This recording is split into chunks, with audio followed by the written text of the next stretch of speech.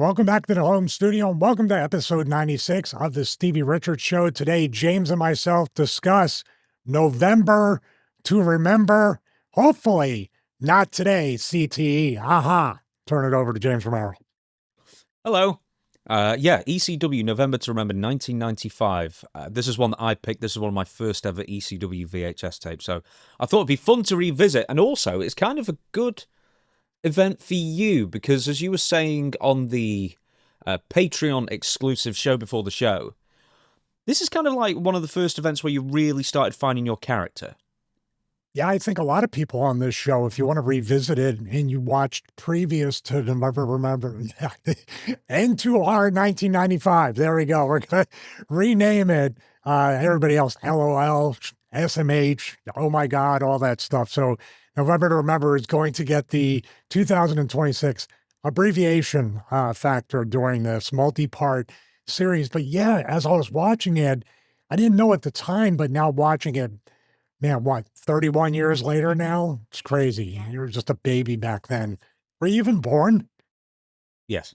Okay. I was... You're at least that. 9 or something, yeah. I wasn't watching at the time, though, dude. I don't know when we got ECW for the first time. It wasn't 95, but I think it might have been like 99. I think we only started getting ECW on TNN, and we were getting them weeks after the fact. Did you know WCW Worldwide was on network television, for we would call it terrestrial. It's on Channel 5, right? From 99 to onwards. After Vince McMahon, or WWF, bought WCW, we were still getting worldwide tapings airing for another 6 weeks. That's how far we were behind. Or that show was behind, it should be said. We got them, Raw and Nitro, I think would be both broadcast on Fridays here. But at least it was same week. Yeah. Well, I'm going to ask you a question after I finish my thought about that. But yeah, watching it back, because at this time, November of 95 was 2 months removed from when the Pitbull storyline ended. We lost the tag titles in a 2 out of 3 falls match. Then there was that little, just like chaotic title switch in the three-way dance where we won it, and then Public Enemy, flaming tables, all that stuff. We're going to talk about a little bit more about Terry Funk's arm with the previous thing that happened with the fire in the chair and the King of the Death matches.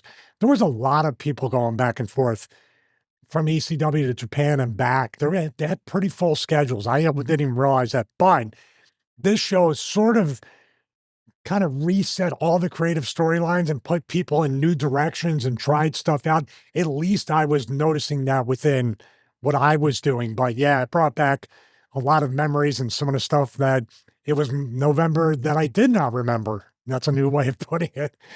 In 31 years, man, even me trying to have the creative recall I can have, I was getting some stuff wrong. Yeah, I don't remember you were in the main event. Or, in bits of it, you just kept running in. I certainly don't remember Taz in a referee shirt turning up for the main event either, but there's a lot of stuff to forget on this November to remember. It's a really good show. Yeah, what was he doing with his will in that promo in the opening segment? What was he doing with his will? He said, I'm here to assert my will or something. Assert my will. I'm not a referee. It's almost like Vince wrote that promo. Assert my will. Coward. He didn't put in the word stupendous, though. So I'm not sure that could be a Vince direction. True. Also, I have to say, it's going to be the theme of the show as we talk about this in a multi-part series. Joey really does encapsulate the best hybrid between a solo commentator and what the fans watching at home or even in the crowd are thinking. He was a great bridge to do that. Let's get to the intro quickly, and we're going to get straight to the shows because this is as jam-packed a Stevie Richards show as we're ever going to have. We're not going to get to most of this, I think, and this is part 2, maybe even part 3, written all over it, so we'll do the intro. Stevie has a new channel, or at least a new partnership in the tech and gaming world. It was released yesterday. Am I right in saying that? As we record this? Or Sunday night, excuse me. And you're reviewing one of the No Mercy mods on it. Yeah, I think more specifically is Chase Brogan has an awesome tech and gaming channel. And we're trying to figure out a way to collaborate. I do more of the tech and production reviews and then join him for some of the gaming stuff. So we have a few brands that we're communicating with on some stuff. Actually, we're supposed to do a 2-hour live stream of AliExpress tech and gaming products coming up soon. So that's going to be very, very interesting to try some of these stuff. Some of the Steam Deck stuff is really decent on AliExpress.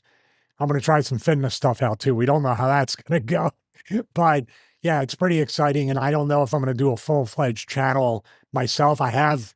You saw the placeholder for what it's going to represent in the presentation, but you and I are pretty busy with what we're doing here with the wrestling stuff. He rolled this out. Yeah, pretty busy, but I do not want to be the person what I used to be where I would dive straight in and then realize, whoa, wait a minute, I don't know if I have the time and energy to put 100% into this. And I'll go over to the fitness channel. Now I'm doing more interactive stuff on the fitness channel, answering questions on products. I have a new smart all-in-one trainer that I've been working with, and that seems to be growing as well. But most importantly, we have the James Romero YouTube channel that is almost right now. It's actually on a fast track for 100,000 subscribers. Another plaque that's going to be even smaller than the one we got. And you're about to tap right now 70,000 subscribers. So awesome stuff. Yeah. Thank you. I think you're a high 68s or almost 69 last time I checked. I'm looking. 68.6. I don't look at the subscribers. Well, your views are doing great anyway. Your views are doing great. I look at the views. I look at the views. Weirdly enough, I look at the watch hours now more than the views. And then the revenue, obviously.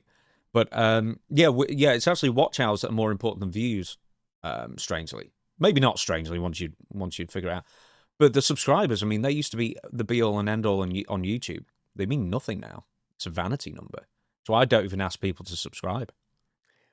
All the numbers are strength to strength, as James would say. So very excited about that. I also saw Dutch and you discuss in the first and the second clip about Flair, and my wife is still laughing at your very flippant answer to Dutch. I got to get that clip up there. We might play it throughout the show or whatever, but it's great that Dutch does the playground, like, I'm going to tell on you, you're in big trouble now, which is essentially wrestling. You got heat, brother.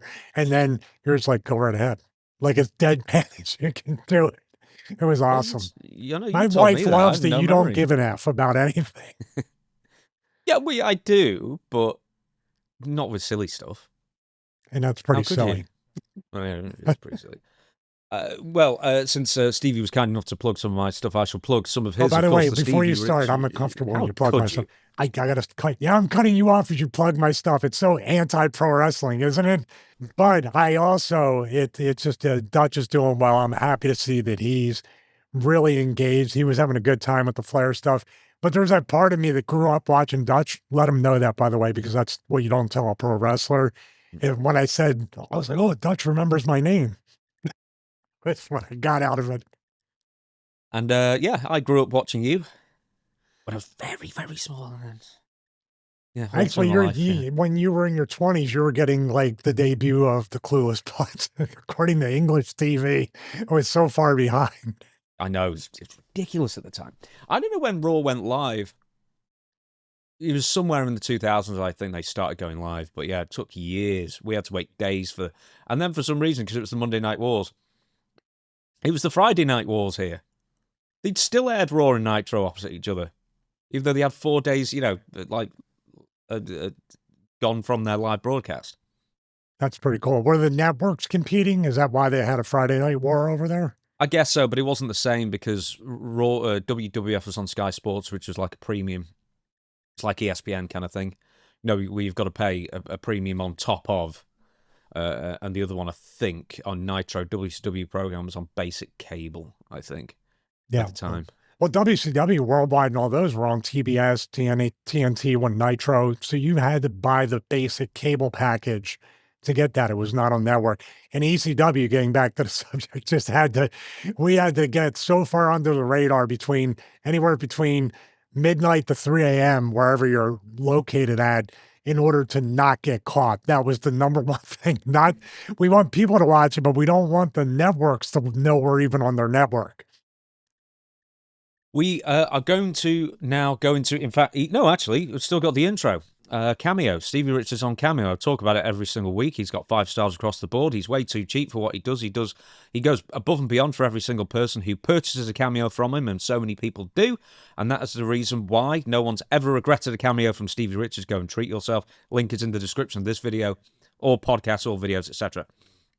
And most important of all, we always say the Stevie Richards Show Patreon, which this Monday we are watching. ECW this Monday coming, ECW November to Remember main event, and it was Terry Funk and Tommy Dreamer versus Cactus Jack and Raven, also featuring Stevie, of course. And what did we watch this Monday just gone, Stevie? Oh, that was the one from Memphis Championship Wrestling. I got it incorrect. We had 2 watch-alongs, by the way. We had the short one that we watched, and then we had Blue Meanie versus Motley Crue. I forget what the first one was. But I kept saying, when I hear MCW, I think of Danny McDevitt, Maryland Championship Wrestling. This was Memphis Championship Wrestling, which makes much more sense with Lance Russell commentating. So I was like, oh, Danny flew him up to Maryland, and Patreon let us know. Believe me. So Patreon, thank you very much. What was the first one? What was the first one we watched? You balked on Korea and Dean Ho versus the Valiants. And we watched something else that was quite short, and then we went into the Motley Crue's Blue Meanie one. What? That was really short. Hang on. Come on, load Patreon. Well, I just do it. I can just open up Patreon myself. Nails versus El Gigante. Oh, that'll do it. I think that's what I forgot. Do you know what I just learned today as a fun fact for you? You know the WCW 3-ring battle royal with 6 people. You know the overbooked whatever. The World War, whatever it was. Yeah. Yeah. For the one, they 60 men, 3 rings. They wanted to have a giant in every ring, right? So there was going to be the giant, Paul White, Big Show. I suspect the other one might have been Loch Ness, and the third one they wanted was El Gigante, but they couldn't get him. So he's probably broken down by then and couldn't wrestle anymore. But they were actually going to bring back El Gigante in '95. Wow. And that's at least, what was he, 91 when he was kind of figuring out, when he was doing the El Gigante gimmick and then left. And is this after WWF at the time when he wrestled Taker at WrestleMania 9? Yep. Oh, wow. That was 93. So, that could have been El Gigante's last ever match, or near enough his last ever match. And I think he retired in 95, did El Gigante. He did a couple of short tours in Japan, kind of call it a day after that. But that was just because I think his knees were killing him. He was having trouble. He was having trouble before even the first run as El Gigante. I think he couldn't play basketball anymore because of his knees. So you assume these things are going to be easier in pro wrestling, but every football player, basketball player, every other athlete outside of that says, I was not ready for the grind and the abuse and punishment that the supposed fake sport actually did to my body. Well, let's get to another. Well, there's nothing fake about a lot of the weapon shots we got from ECW November to Remember 1995. Let me tell you, this is going to be part 1. But before we go into that, I always like to throw out a few bits of news. This time we're going to kind of just skip through it unless there's something you really want to pick out and talk. So just before, in the weeks leading up to November to Remember 1995, news in the world of wrestling. Shawn Michaels was beaten up in Syracuse, New York. Terry Funk and a fan got lit on fire, as previously discussed. In fact, last week we discussed that. What a coincidence that was. Missy Hyatt is looking to come to ECW soon. I think she gets there in 96. Jay York of the Alaskans dies, age 57. Vader leaves WCW to soon jump to the WWF. He debuted in Royal Rumble 96. John Hawk wins a big tournament in Germany. Do you know who John Hawk is? JBL. Public Enemy are looking to jump to one of the big 2. They have a meeting with Vince McMahon around this time, but they eventually decide to sign with WCW. Adam Bomb is released from the WWF. Avatar debuts on WWF television. Do you remember who was Avatar? Al Snow, the reverse mask gimmick where he would put the mask on when the match started, right? Boy, was that over, but only in one way. Well, in theory, you have to think we go the opposite with this, but that kind of like nullifies the mystique of a mask when it's Al Snow coming out. Yeah, that's the first impression thing too. Al deserved a lot better from the get-go. He had a lot of some of his Smoky Mountain when he was teamed up with Glenn, right? He teamed up. Glenn was the Yeah, big, Unabomber. yeah. And I don't want to say the name. Was Unabomber, I should say. Just Unabomb. So with Al, he showed that he could talk and actually be a really strong heel in Smoky Mountain. And then there we go with this is what I think he was part of, like, there was more than 5, but Tom Brady used to call it the KOD 5, the Kiss of Death 5. It was T.L. Hopper, Sal Sincere, Freddie Joe Floyd, but right around that time, they were trying these different things with Al and everybody else. And it just, first impressions meant a lot more then than they do now. You couldn't recover as well as you could today. Would be funny if Al Snow came up with the character where he only puts his trunks on in the ring, like just before his match. Is that kind of like the reverse Val Venus impersonation I did, where I forgot to put the tights on? I had the towel. Yeah, basically. Yes. Okay. Hey, Vince might be coming back. You better not give him any ideas. Did you ever see Al Snow as Shinobi versus Shawn Michaels? It was a match on Raw. I can't remember if it was good or not. I think it was decent. It was good. I do remember that match, bits and pieces. Was this during the time or just before the time of Akushi? Because I remember he was just before, yes. Yeah, because he was just about to, I'm just checking my levels here, sorry. As we were, watching that, I was like, man, there was the match against Brett at In Your House. He was kind of on the bubble at that point, and that match saved his WWF career. They had a great match. It was In Your House, correct? Yeah, the very first one, because I think that's the one where Brett wrestled twice. What you were just talking about, wrestling multiple times on the same show. And I went, they don't do that for the big shows. And then you bring up the one where Brett wrestled twice, because he also wrestled Lawler, I think, and lost, which led to him and Lawler at King of the Ring with the Kiss My Foot match, which then went to the SummerSlam match with Isaac Yankem DDS, the Unabomb. Yeah, absolutely correct. And you back up to where Brett won the King of the Ring, which was probably, in my estimation, the best one ever. Was the first pay-per-view. Which time? The first time when he wrestled Razor. That's the second time. The second time. King of the Ring. Yes. So you know that King of the Ring was a yearly tournament that was not broadcast from 85 I remember to that. 91. Yeah. Because Bret Hart won the final of the untelevised King of the Rings. Yeah, but the very first one, was it Duggan? Or was that Duggan was the first Rumble winner? But No. The first King of the Ring winner was Don Morocco. 85. That's all. 85? Yeah. They went for like 5-6 years in like the Boston Gardens, I think, mostly. They had a one-night tournament for King of the Ring. Don Morocco won it first year.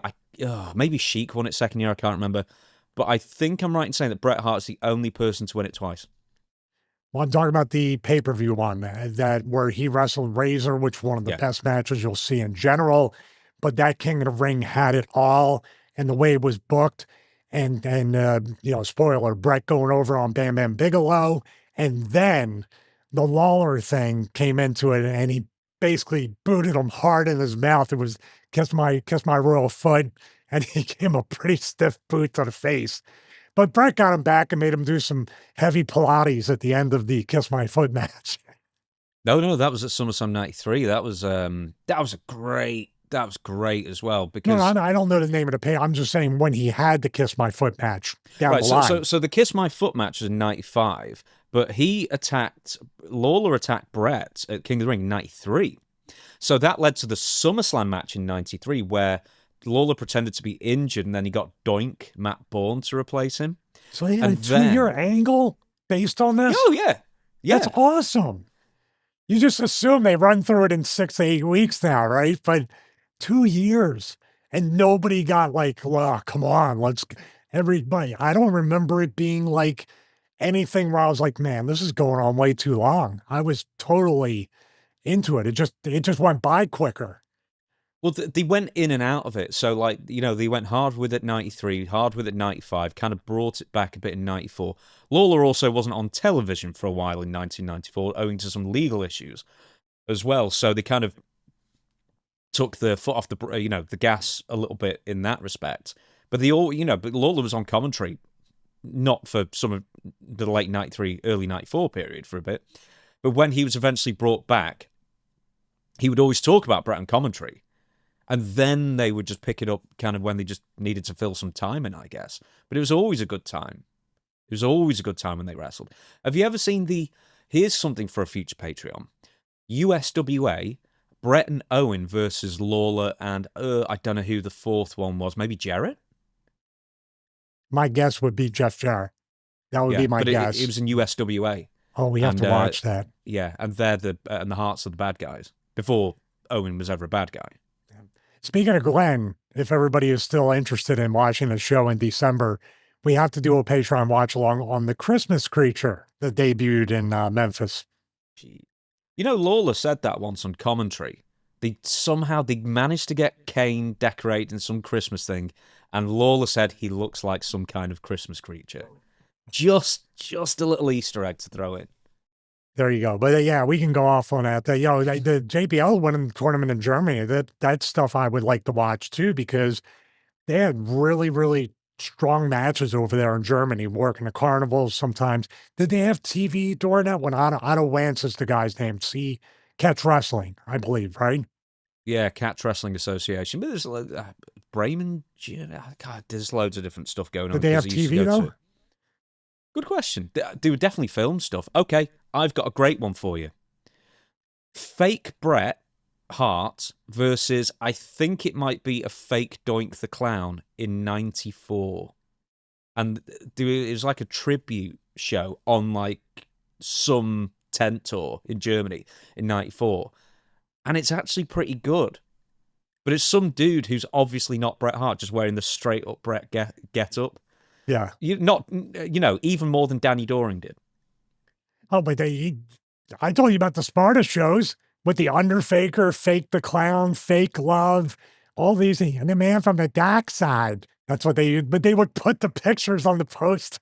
It was amazing. Shout out to Danny Jacks. He watches every single. He was there, and he's like, "Can you believe this, SH? You know what?" It's like, "Yes, I can, and I'm here for it all." Dude, we had nothing but that over here. We had years worth of American wrestling featuring Dave something as X-Pac and UK Undertaker and they just call him UK Kane, UK Undertaker. Jeff, whatever his name is, The Rock, and then just be like a fat guy in his early 60s or something like that. He's doing the eyebrow. Oh, we got to do an entire episode because there's so many people. There was a local guy in Philly. Instead of The Rock, they called himself The Smoke. There was tons everywhere. The independent wrestling, right here. Good sounds. I think I've not even got through the list. I'm sorry. Robert Gibson turns heel in Smoky Mountain Wrestling because Ricky Morton had a fallout with someone's wives fell out at the time and Ricky left. Steve Austin's Monday NyQuil promo airs on ECW television. And Crush is sentenced to a $10,000 fine, did 1 day in jail, and 5 years probation for possession of steroids and illegal weapons. And then they actually brought that back as very rarely for WWF at the time, they actually made reference to it on television. Not everything, obviously, that he was arrested. And they got fans to chant jailbird at him, so they actually integrated that into his character. Isn't that where he started this is where the gang warfare started in WWF, and he had the DOA with Brian Lee, and who's the third guy, or didn't they have 3 or 4 guys? Oh, no, I'm sorry. No, Savio's Boricuas, and then the Nation of Domination. They had 3 gangs. No, but beforehand, they were all Nation of Domination, so it's Farouk, Crush, Savio, then the Rappers, and whatever. And then Crush, Chains, Brian Lee, DOA, and then Savio's, and you're going to test me on Los Boricuas. Savio Vega, Jesus Castillo. Miguel and Jesus.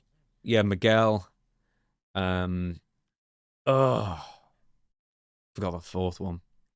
But I knew I'd forget it. Yeah.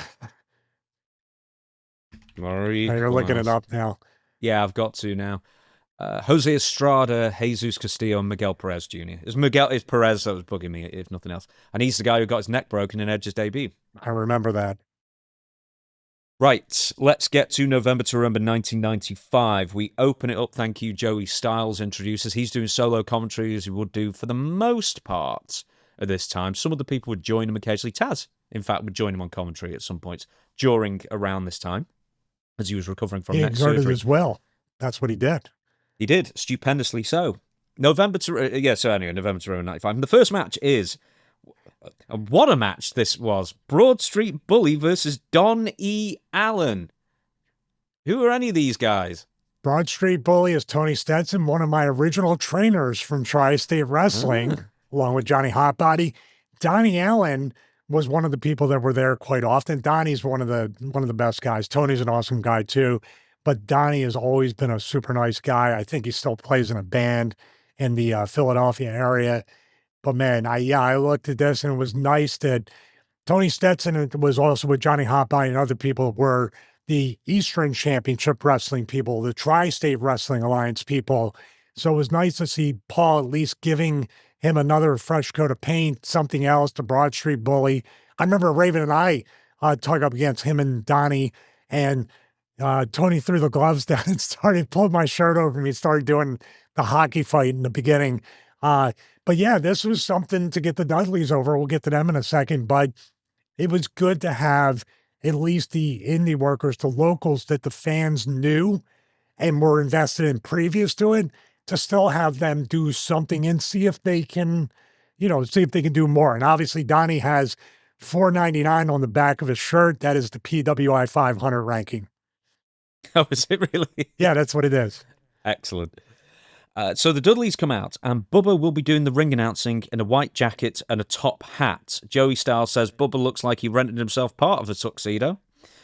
Do you know what? Bubba was always a really good talker because he does a really good job, like unironically, as the ring announcer as well, until at the end, because he's doing the stuttering thing at this point. And then he stutters at Rumble, let's get ready to ruh, and then he sounds like he's revving an engine, and then he goes F this, and then clatters whoever it was. Then the Bubba we know comes out with the meat chopping. I was like, oh, that's Bubba. He had it in him all the time. But yeah, you have to think too. This is, I would have to say, at least 10 segments of him stuttering and getting hit, and Big Dick Dudley hitting him with the crutch after he got injured. Now that he's able to talk for that beginning part and show his true charisma, the fans are really into it, but they're also like, okay, when's it coming? When's it go? So they got everything they needed with that. And like I said, Paul, just like with Tony and Donnie, Paul is finding spots to slot people into, and then people that are becoming mainstays full-time on the roster are actually coming out multiple times. So, because what I said was, and this is the theme for the whole thing, ECW had a television show, a weekly episodic show, but we would tape every 3 to 4 weeks at the arena. We would have fan cam footage but Paul was so great at getting, how should I say, the sizzle reel on the TV episodes. And then you wanted to buy the VHS tape for the whole full show with everything in that. So we were able to ECW was the first one to repurpose content before YouTube. And that's what Paul did a great job with. So we've not really done any kind of deep dive on the Dudleys whatsoever, I'm presuming because Raven is the one who came up with the Dudley concept. So this is from a hockey film called Slapshot. The Hanson brothers. The Hanson brothers from Slapshot. I've not seen the film, so I'm just quoting what I've read a million times about it as well. For people like me who have not actually seen the film, can you kind of describe the similarities and how the Dudleys, I guess, differed from their film counterparts? Yeah, I mean, if I can recall correctly, Slapshot, if you ever watched the Bad News Bears, where all the kids got together in a little league team, I've heard of it, they were misfits. It's basically, the trope is played out after however many decades since those two movies, Bad News Bears and Slapshot. Oh, dude, I'm sorry to interrupt. Yeah. Is the Bad News Bears the one where the sequel has Inoki in it? And it's like Bad News Bears Go Japan? I believe so, yeah. I watched the first one. I don't remember the second one, but yes, that was basically Slapshot. Had all Paul Newman was the captain or player coach or whatever during that. But they had the Hanson brothers. They looked really nerdy. They had the glasses with the tape in the middle, but they loved to fight during hockey games. So that's where the Dudleys had come from, that these people that look like just kind of like geeky, nerdy, don't look like they could break an egg, they just love to fight. they just want to fight. So it was kind of a perfect mix of character. And obviously, we're looking at a lot of names. There were so many different versions of the Dudleys from the first time to what you remember today. There's so many people that came in and out, or they were just part of the original, and then they were never part of, versions that followed up. Yeah, we should differentiate. We're not talking about the Dudley boys here. We're talking the Dudleys or the Dudley family, which was the initial faction name. And there was like, hang on, what, like 10? Go on. 1, 2, 3, 4, 5, 6. So there were 9 original Dudleys in ECW. There were some afterwards as well, a couple of joke, well, I mean, kind of all, quite a lot of them were joke entries, I guess. But I asked Stevie beforehand, can you come up with a ranking of maybe even like just your favorite Dudley brothers, or kind of who encapsulates the ridiculousness, the charm, the who was suited for the parts, who maybe a couple of them weren't suited for the parts, etc. So we thought we'd go from the bottom to the top. Take it away. Who's the Dudley who's least Dudleyish, I guess, for you? You know what? The funny thing is, I'm looking at all the names: Bubba, Devon, Spike, Little Spike Dudley. They called him. If you get the letters, you know what that means. His finish was the acid drop. Big Dick Dudley, Sign Guy Dudley, Chubby Dudley, Dances with Dudley, Dudley Dudley, which was like the OG guy, the Dudley guy in there. Little Snot Dudley, I believe I worked him after the fact on the indies. It was really all these guys, even Bubba during that time were really, everybody just wanted to do great. Everybody was very encouraging, and everybody knew they had a lot to learn. So everybody here, that's when you asked me to rank them. I'm trying to think of a way who was better than the others. As time went on, you obviously see it was between Bubba, Devon, and Spike. WWE, everywhere else, TNA. Everybody had something to offer with the group. Now, it might not have had a long-lasting run or shelf life for some, and, like Little Snot and Dudley Dudley. Dudley was a really good worker. Let's focus on him. A really good worker with a rough style. He fit the Dudleys or the Hanson brothers kind of like brawling type of presentation.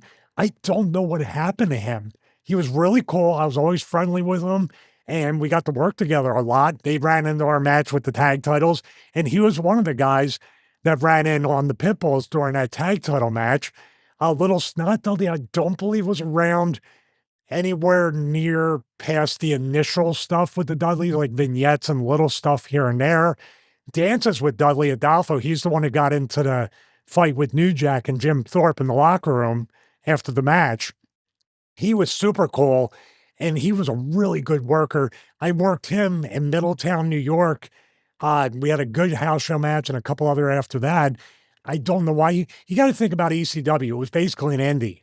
So if Paul didn't need you, he wouldn't book you, or if you weren't getting paid, you would go somewhere else. There could have been all these different factors with these. Chubby Dudley was Bay Ragney. He was a friend of mine. He was actually all the way back in TWA days and an indie worker. And he was just a guy who just ate Cheetos and ate stuff, took a bump here and there. Sign Guy Dudley's obviously Lou D'Angeli. I never pronounce his name. D'Angeli. He was working in a lot of wrestling promotion offices, doing event promotion before that, and maybe even after. I don't know if he's still involved with the business, but Lou had done a lot. I'd like to focus on Lou a bit, because he's one of those people who was in wrestling, and there's not. I guess for a lot of wrestlers, wrestling's like the biggest thing they do in their career, kind of thing, because their entire lives are geared towards going into pro wrestling, and then some people do stuff that's like really kind of like eclipses their wrestling involvement or career or whatever. Louis Sign Guy is definitely one of them, because I think he ended up working for, was it like Cirque du Soleil or something? I'm like not that. talking Yeah, about like... and he was out in Colorado. We saw him out in Colorado while I was with WWE doing something out there. And I don't know if it was Cirque du Soleil or something like that. Or also, Ringling Brothers or something like that, yeah. Yeah, but Lou is somebody too that, as Sign Guy Dudley, you thought the shelf life was short. And then he came back as Louis Dangerously on TNN, correct? He did, yes. Yeah, so he had quite a run in the ECW without being a worker, and then he had so much experience, I guess, with event coordination or whatever his job was behind the scenes, like you said, he had better positions outside of wrestling, and I think he might have dipped in and out. He might have helped Dreamer with House of Hardcore. I'm not sure of that, but him and Dreamer were tight. So I would assume that he would definitely be connected to those guys, much more. Yeah, that's what I'm saying. Like, you're talking about ranking everybody in order, who is the best or the worst. In each iteration, everybody had something to offer. It's just that some of the Dudley names actually had more of a shelf life, like Lou came back as something else, where you almost forget about Sign Guy Dudley because he did such a great job of basically parodying Paul Heyman. Yeah, Louis D'Angeli, he worked for WWE as well in marketing, as well as Cirque du Soleil. But yeah, he had and still does, I believe, a really good career in marketing and promotions and stuff like that. So he's worked for some big hitters after his ECW run. Someone else I want to talk to you about is Big Dick Dudley. I remember him as the guy who constantly was injured, always on crutches, seemingly for years, massive arms. I've been told that he was in prison more than once. That's what I heard, but I don't know that for a fact. But also, I think his real name was Alex. And I try to, these are people I was friendly with while they were there. And with Big Dick Dudley, he could work. Like, he was the size of 911, and Al could work as well to a certain point. But Big Dick Dudley could do much, much more than just choke slams or hitting with the crutches and stuff like that. I believe maybe that's why he was injured. He would do some stuff that might be not so much for a big man. And like I said on the Patreon, our ring was like the surface of the moon. It was harder than the Andre Hogan ring. It had bolts sticking up and everything. In other words, it's a miracle not everybody was on crutches like Big Dick Dudley at one point. But yeah, he was definitely somebody. The Dudleys, if I could put it correctly, Bubba stuttered, Devon preached, and for some reason, like, Big Dick Dudley was like he was like back then the version of Groot, where he would growl, but you would know what he was saying without saying it. Why did he not wrestle that much in ECW? He seemed to be used relatively sparingly throughout. I mean, he would wrestle more in '98, I think. I'm just looking at his matches, but I mean, you said it yourself. He could go a lot more than 911, for example. So how come he was mostly used as a manager, bodyguard? Because he had the presence of being the scariest one as well. So you kind of almost think that he struck me as the leader of the group as well. Well, no, he was the enforcer of the group. Never going to be the leader. They were trying to find, obviously with the Devon and Bubba promos, Devon bullying Bubba, they were trying to figure out if there was going to be a leader or if it was going to be just everybody, and then turn into Joel Gertner being the mouthpiece for them eventually, where they had a match with Joel announcing them at ECW Barely Legal, but they were together before that, where they tried Joel out as the announcer. But with Big Dick Dudley, why would you need to do more? You remember him for the growl. You remember like the Simpsons thing. Hey, that dude can do something, right? I'm looking at him. Isn't that enough to intimidate and just have a spot where he delivers on the intimidation?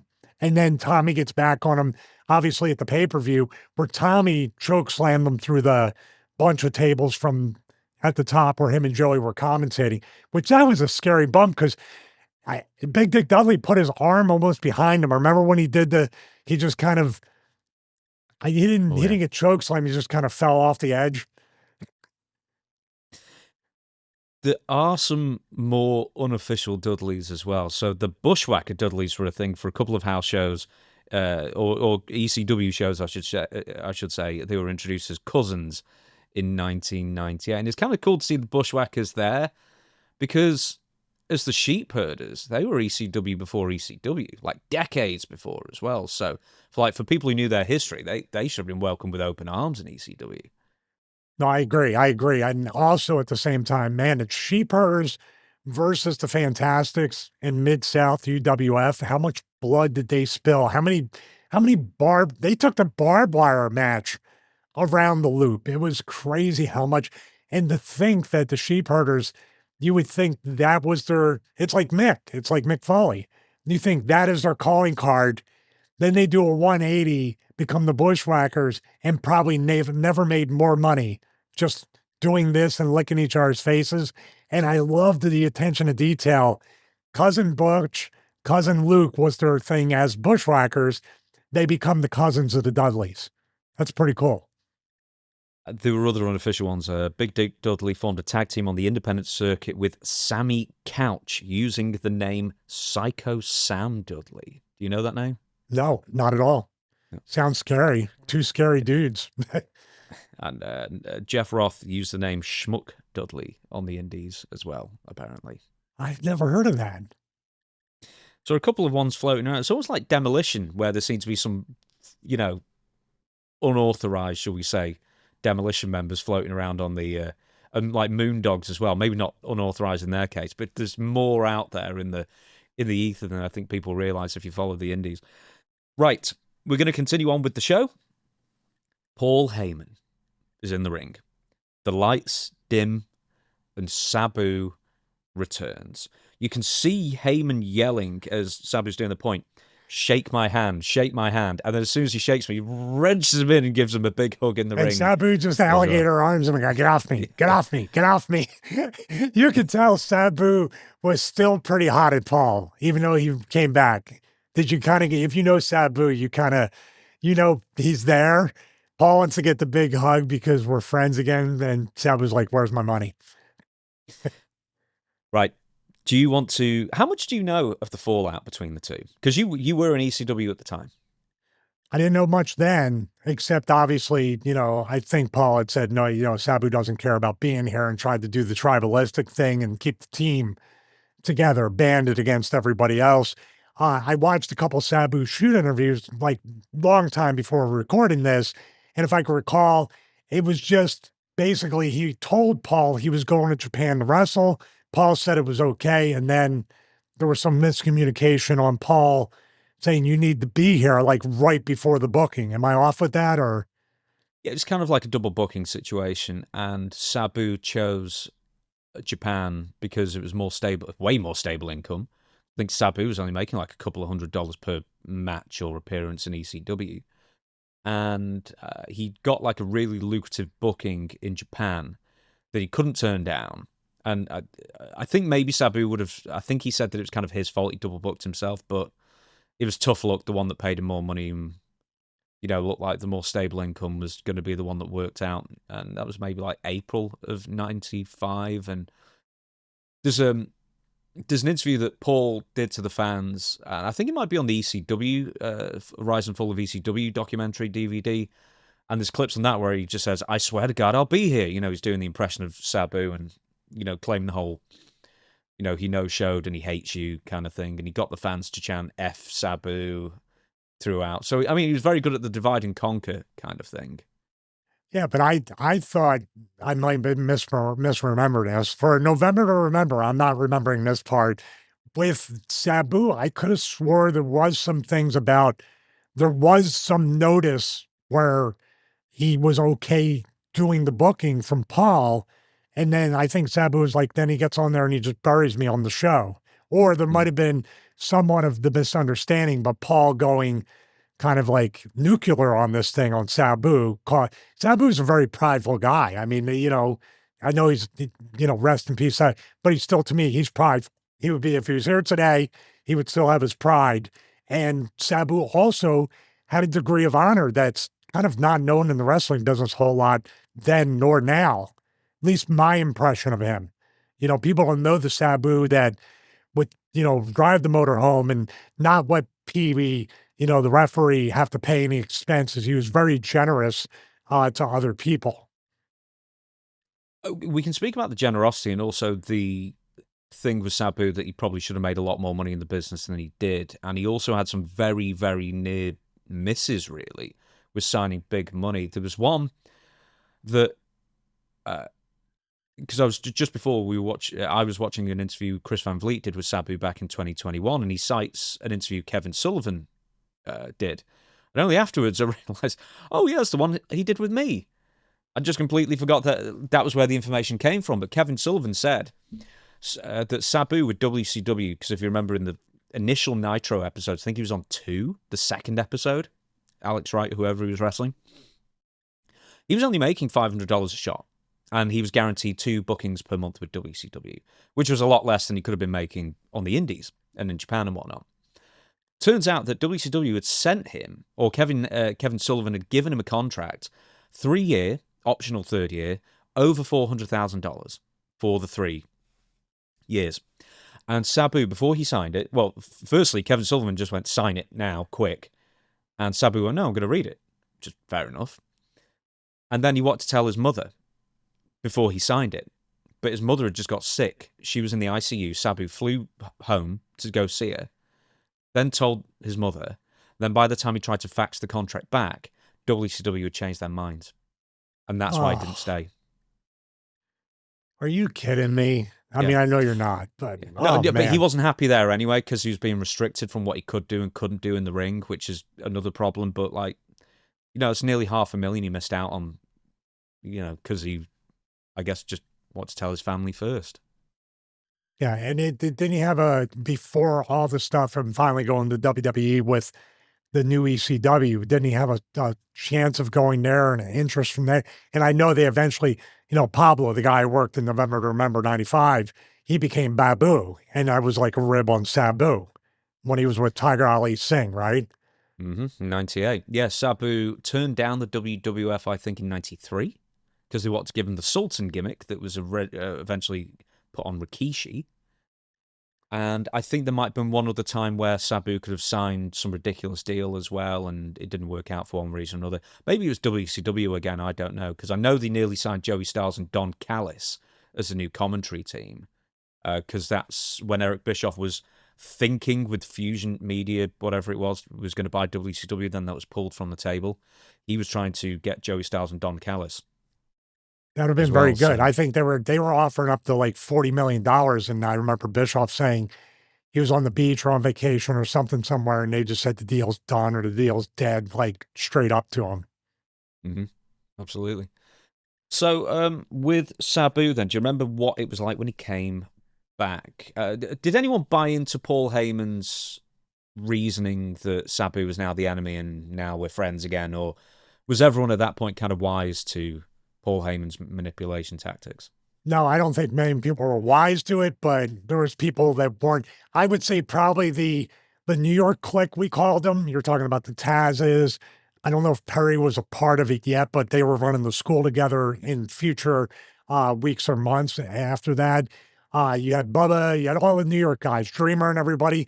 He could probably convince them a little bit more than people that were outside and didn't see him or talk to him every day.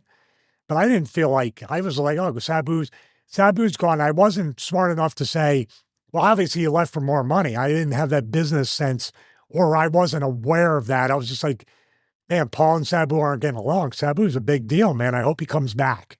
That was the extent of it. When he came back, I saw that. I don't remember picking it apart. Like, Sabu doesn't even want to shake his hand. He doesn't want to hug him. But I remember Sabu coming back being matter of fact. You have to remember this too. I'm still feeling my way throughout the locker room as far as what personalities I'm going to sync with, what personalities I'm not. Taz early on was not one of them for sure. But Sabu's very closed off and very introverted and very intimidating if you didn't know him. Like, it took me years to get to know Sabu. And then it took me years to get to know Taz and Perry outside of the whole thing when we were all in WWE. So this is like, but that's the way you earn respect, and that's the way you get to know people. People are going to have their walls up, and then you kind of get to know them over time. That's a long answer, but I was pretty neutral. I was sad he wasn't there. I was sad that Paul was kind of burying somebody that I thought was like, man, I want to work this guy someday, selfishly. Now, when he came back, I was like, okay, well, it's all squashed. That's cool. But I started to see also a little bit in my young, naive, clueless putz stage of my life, not only my career, looking at that and saying, I don't quite know what's going on. And you kind of, you're like Ludwig Kaiser. You're like a gnat, like a fly on the wall, Of course. Next match, Jason Knight versus Konnan.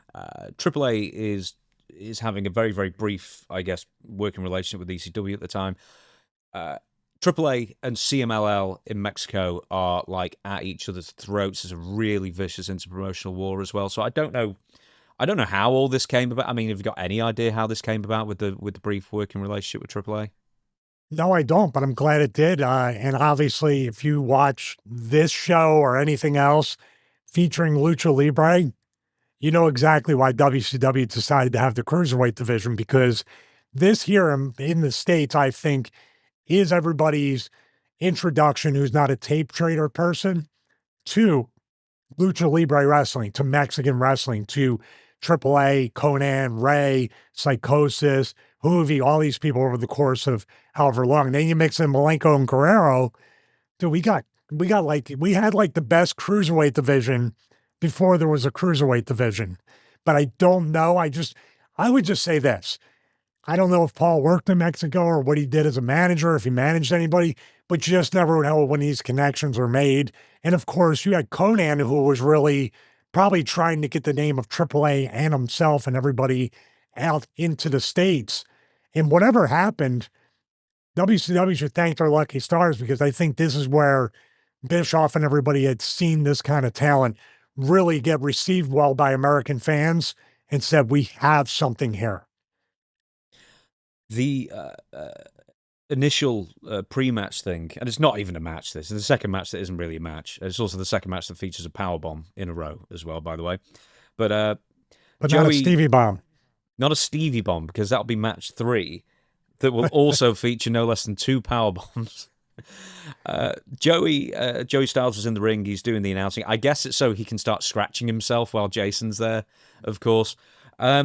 Just before we get to Taz being introduced, Jason Knight, he was enhancement talent in the WWF. He was a big presence in the early ECW days, the early extreme ECW days rather than Eastern, I guess, as well as a bit of Eastern as well. Oh, he was an Eastern too, yeah.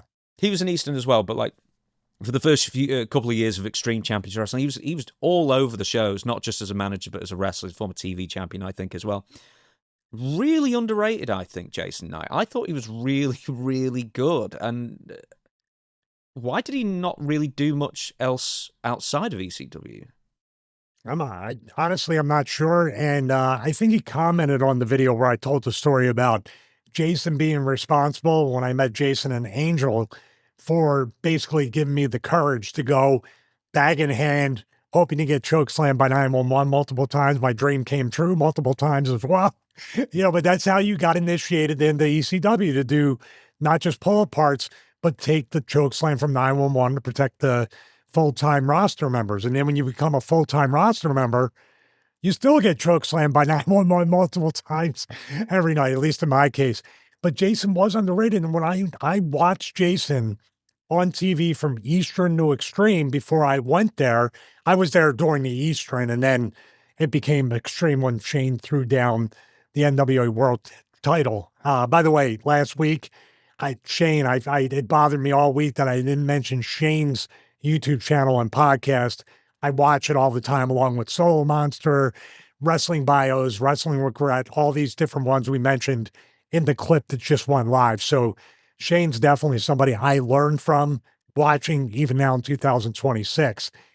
Getting to Jason, though, speaking of learning, I was learning how to be Stevie Richards, the manager, the Raven, the lackey, the valet, whatever it might be, from watching Jason. And as a matter of fact, Paul put Jason and I together for the Raggedy Ho match, remember, where the loser had to wear a dress. It was myself versus Johnny Grunge. We did pre-tapes with Joey, who was scratching the whole time while he was annoyed by me, where Jason came up and said, if you lose the match, can I wear the dress? And I looked off and I was like, I go, of course you can. He's like, thank you. And I'm like, no, thank you. No, thank you. No, thank you. And Joey's doing this. And I'm like, are you okay? And he's like, no. So it was really fun pre-tapes. But Jason was, you can be mad at him. Maybe he's the reason why I went to ECW and probably had a career. So definitely always have an immense amount of gratitude and look back fondly on Jason. Getting to the point of why he was diminished in his role and then eventually just not on ECW, to me, from what I saw, it may have been an issue personally, personality conflict with Paul after a while, much like the Axel Rotten stuff. Like, you got to look at Axel and go, why didn't they do more with Axel? Why was he putting people like me over? There was some of this with Paul. That's my only assumption and my educated guess. So the reason why I'm not really talking about this match is because there isn't much of a match, because Taz is introduced. He's wearing a referee shirt. I do not know what music he's coming out to. I couldn't make it out, but he's now the referee because Taz is an insurance risk, so he says, after breaking his neck, and this is Taz's way of enforcing his will. Jason starts yelling at Taz, and Taz hits him, and then he just like hits him and goes, ring the bell. And then Konnan hits a crucifix powerbomb.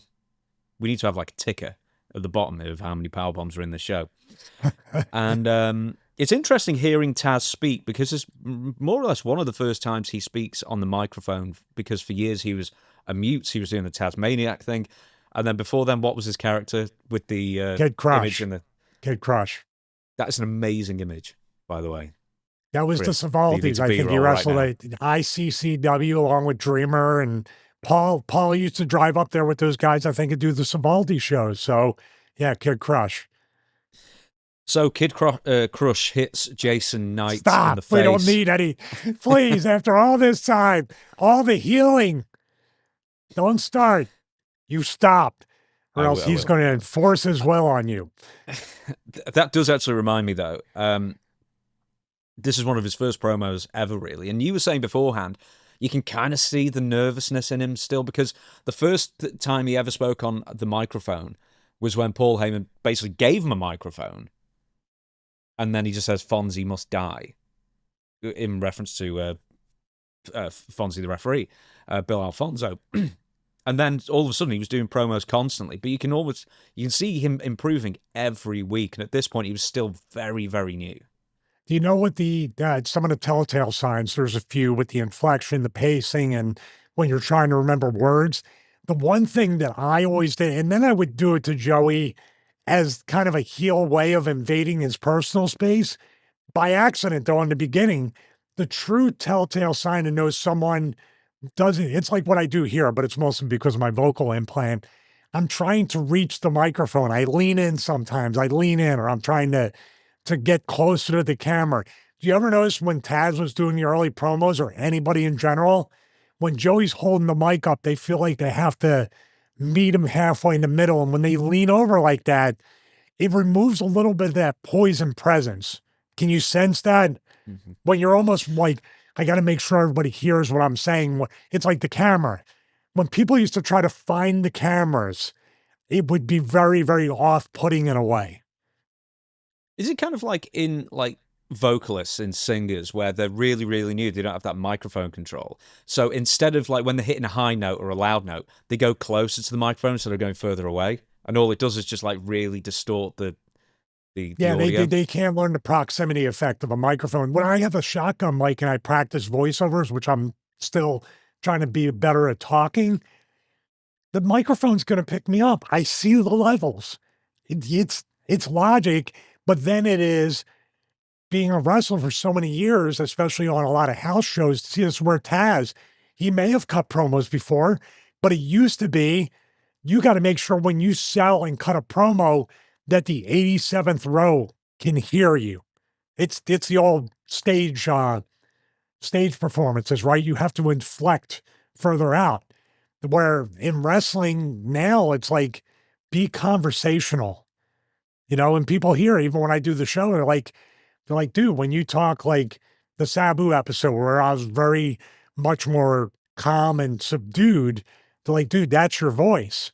But I find myself doing this, and I can sense that in Taz's promo.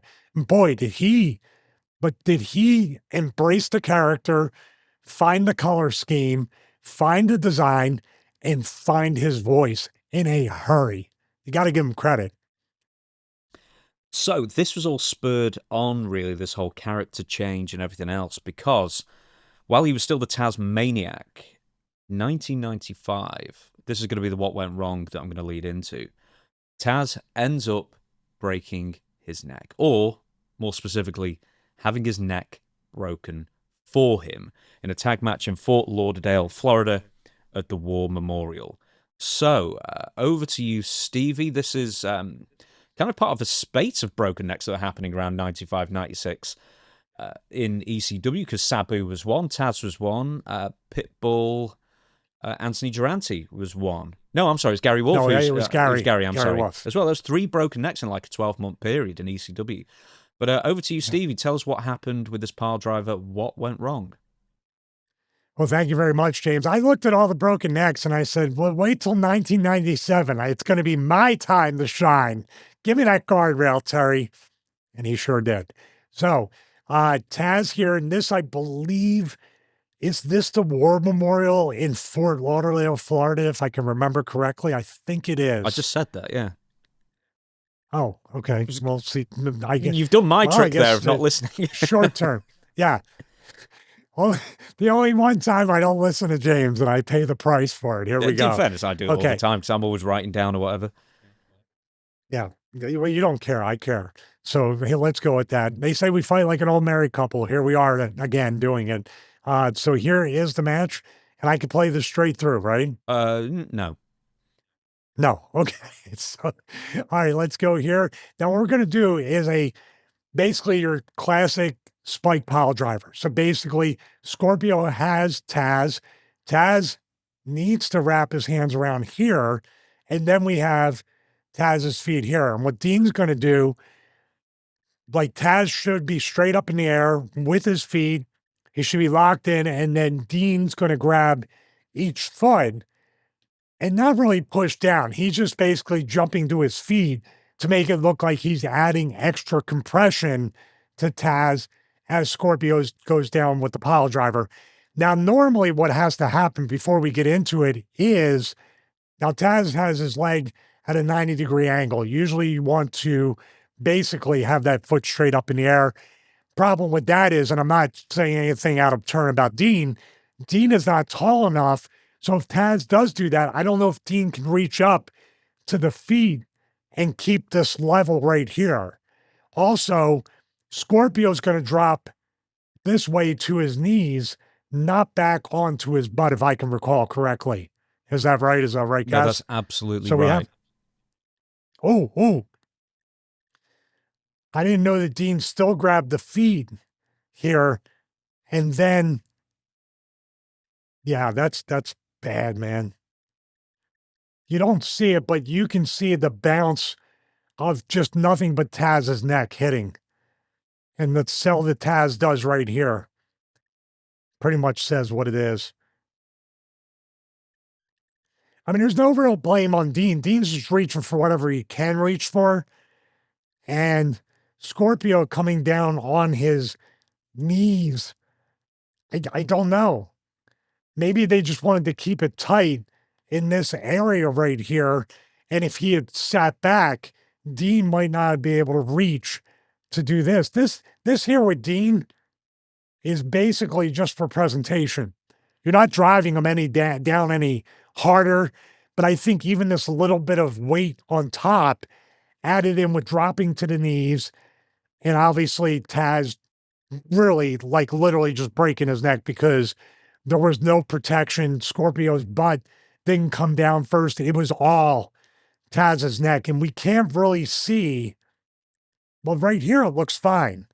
He's above the knee, but I think as it comes down, he slides away from Scorpio off the knees, and the extra added pressure of Dean here, along with no protection of Scorpio's legs and butt, is what makes it really just a bad landing. But you know what they did? They made it into something. They got Taz over. You never want to get over that way. But right there is not a sell. And it's a miracle that it wasn't worse and he wasn't paralyzed. I've got more questions here. So if you can go back to where Dean Malenko's got his hands there on his ankles, I've never ever seen, I don't think maybe I have and just not noticed it, but whenever I see like a spike pile driver, it's always further away from the corner, and the guy on the ropes is kind of, once again, as you said, just for show, but they're always grabbing like the side of the thighs or something like that. They're not going on top of the ankles or feet and pushing downwards. So I'm wondering why this was set up exactly like this. Well, I've seen people grab the top of the feet when they're tall enough and they stay straight up. But you're right. Dean is not doing something that I believe, now that I'm looking at it closer as we zoom in, if he was here, I would say, man, that's putting a lot of pressure down on Taz's neck. There's no pressure being applied here. It's over Scorpio's shoulder and it's behind Taz.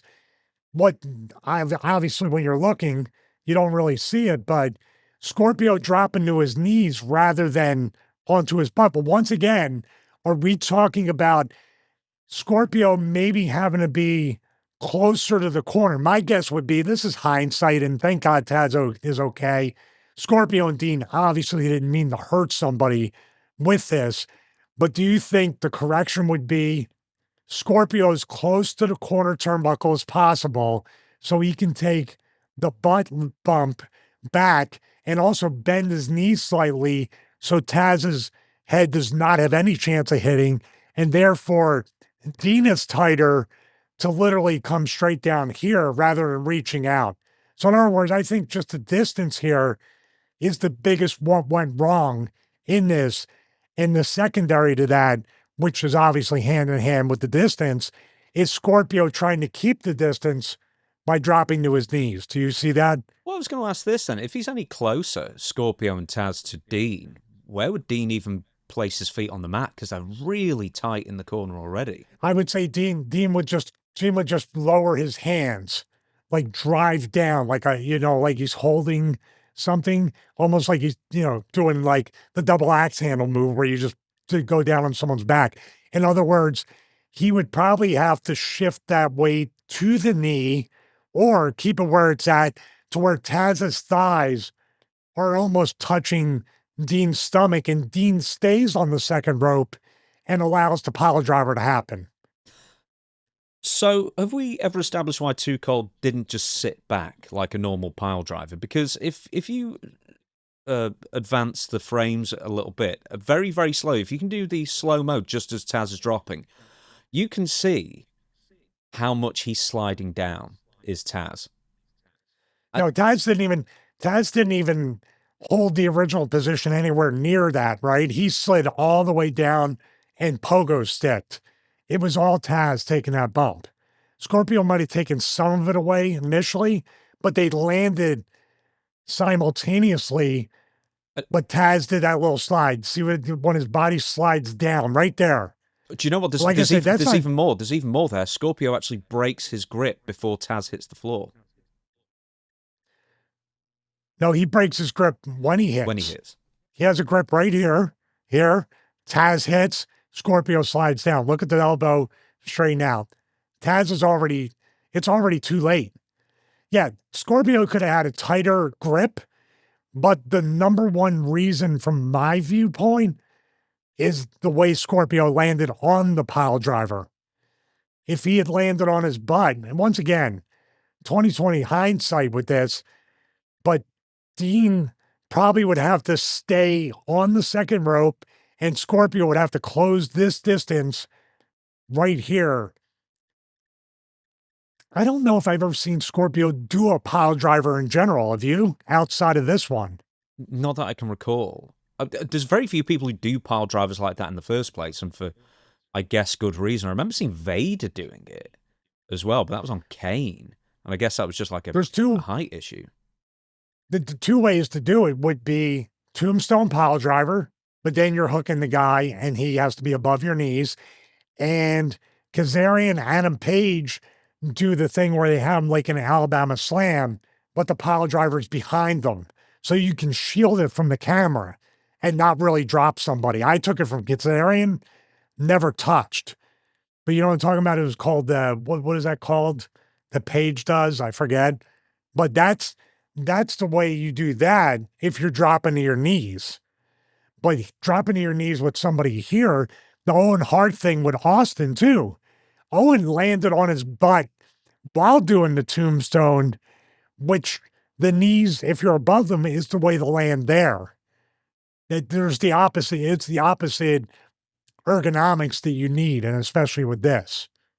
Yeah, the only people who could do that kind of sit out tombstone were people with really big thighs. Rikishi would do the Rikishi driver, and it was safe as anything because his legs were Bam so Bam huge. Bigelow too, Bam Bam yeah. Bigelow, Scott Steiner, he'd do the Steiner screwdriver, which was even scarier. Never hurt anyone with it. Well, dude, he had people. He would do the thing, suplex them, throw them in the air, and twist them, catch them, and do it. You got to be strong, and Scott would be one of the people I would trust with that. But you're right. You know, the Rikishi one, he would stand there with the guy on the shoulder, do like the crucifix drop. But that's 90% presentation of doing that. Plus, you're over your shoulder and you're going to land above the thighs or right at the middle of the thigh. This is just there's blame to go around, but it's a freak thing and it's not intentional by any stretch of the imagination, at least the things I've seen after that. But you know what? ECW was also really, really great at turning a negative into a positive.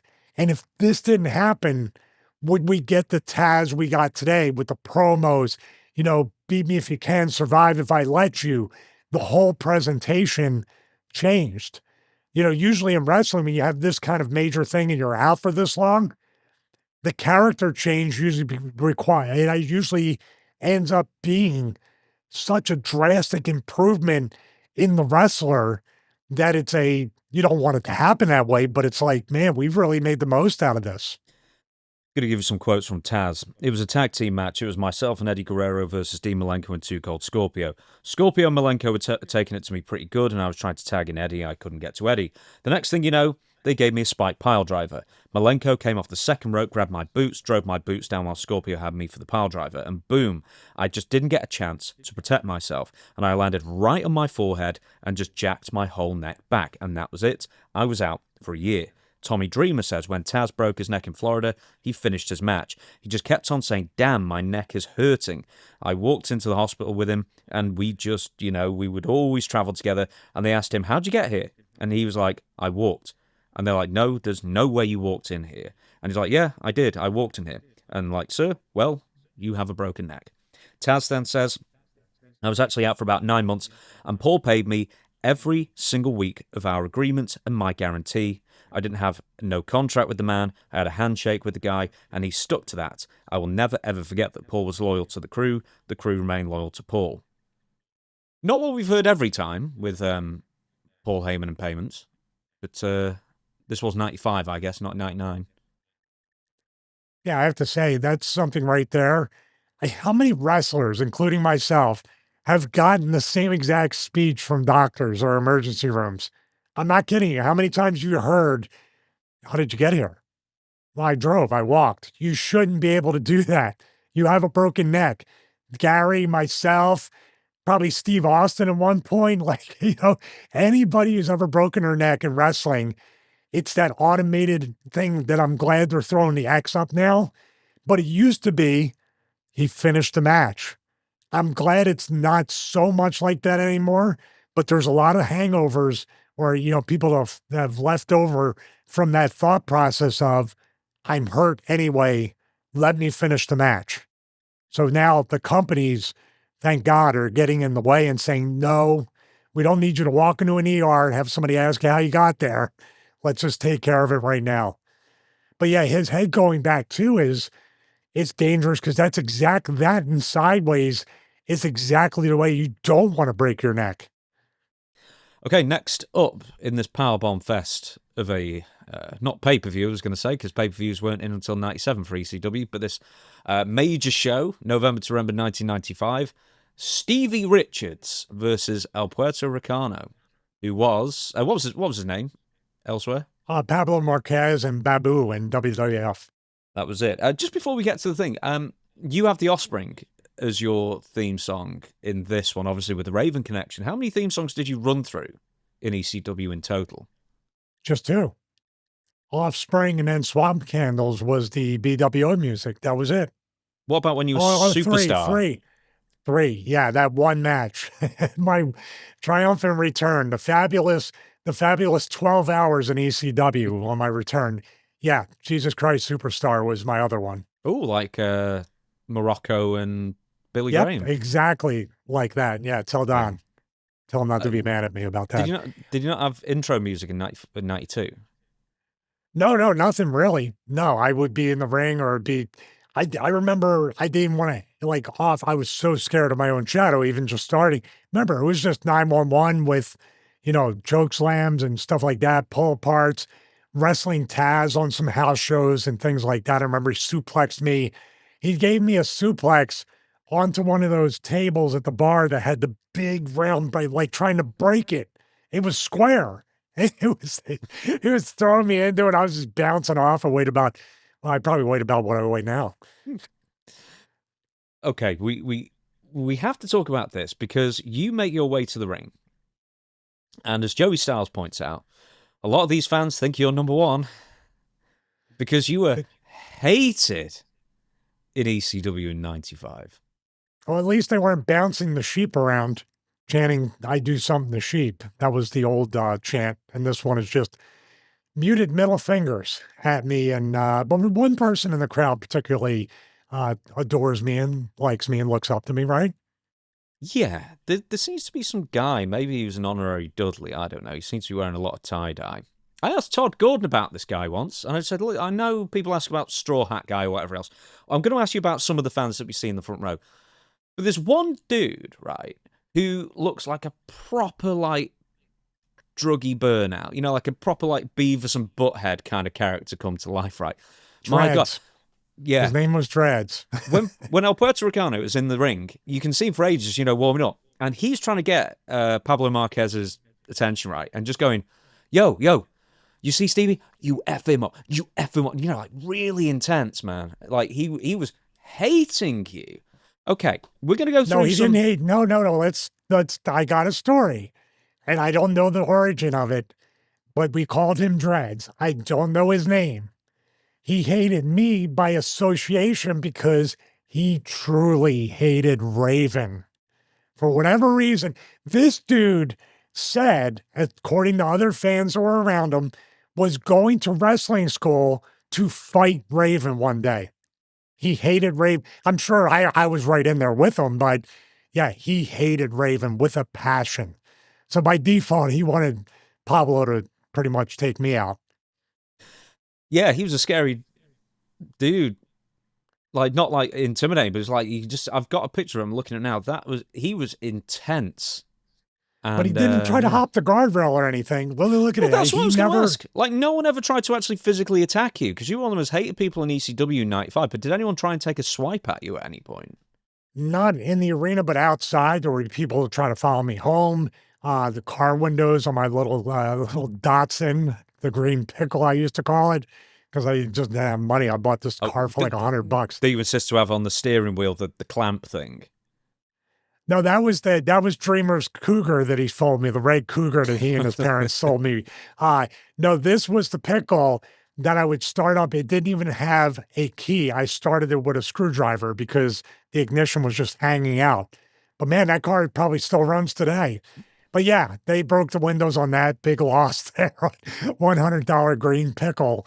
But yeah, outside the ring, dude, I was aware enough to know that I had to watch where I went in Philadelphia. So there's this fella. Why did he stop coming to the shows after a while? Do you know? Because Todd Gordon might have told me. I can't remember why, but I don't know if he just got ran off, basically. My guess would be there was a boundary that was possibly crossed. He looked like he potentially could, or maybe he just was like, I outgrew this and went away. Who knows? I do not know. But I'm not looking. I don't want to like bump into the guy in 2026. He probably might still carry around some of that Raven hate that this spills over to everybody in the flock or nest. Who might know him better is Meanie.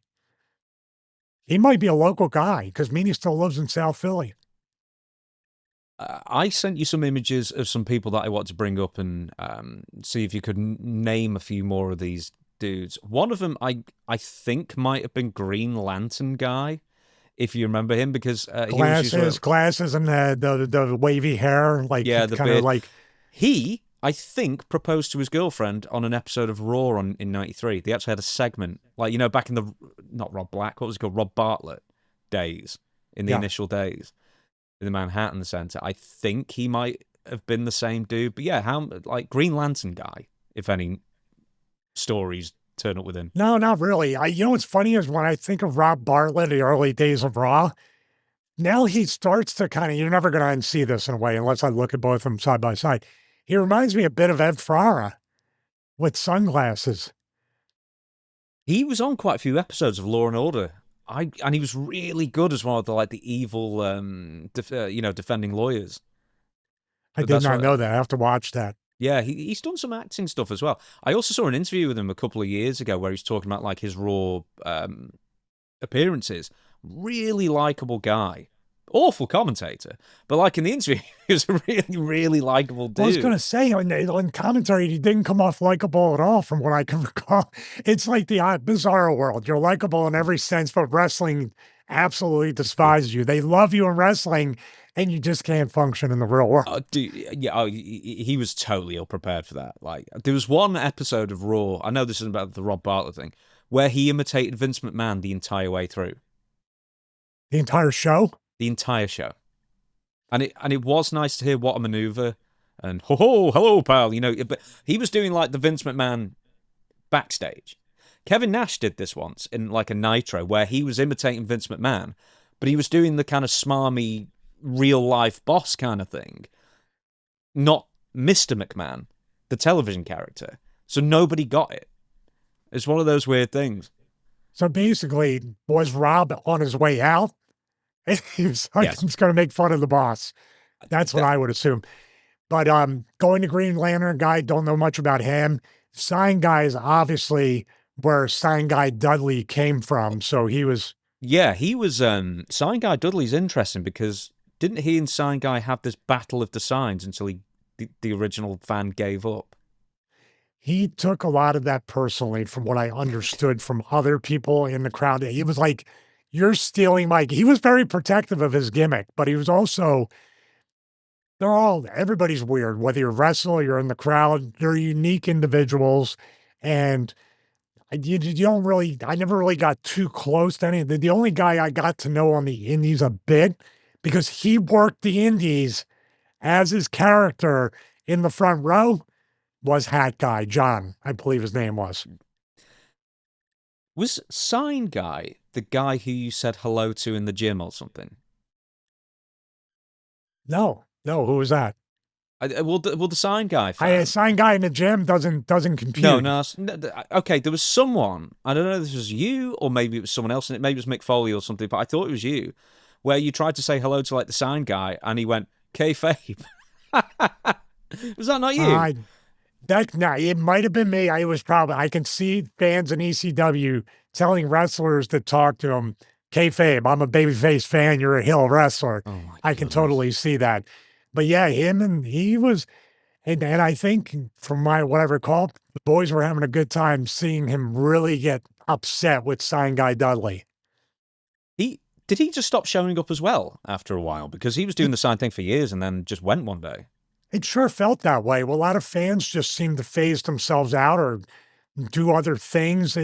From the point of this, where we watched November to Remember 95, until even TNN and other things like that, it felt like there was, and then we had the whole thing of the Philly crowd versus the New York crowd. There'd be bus trips and other things. You got to remember, I grew up in Philadelphia. Being sports fans and entertainment fans, there's some of the roughest fans out there.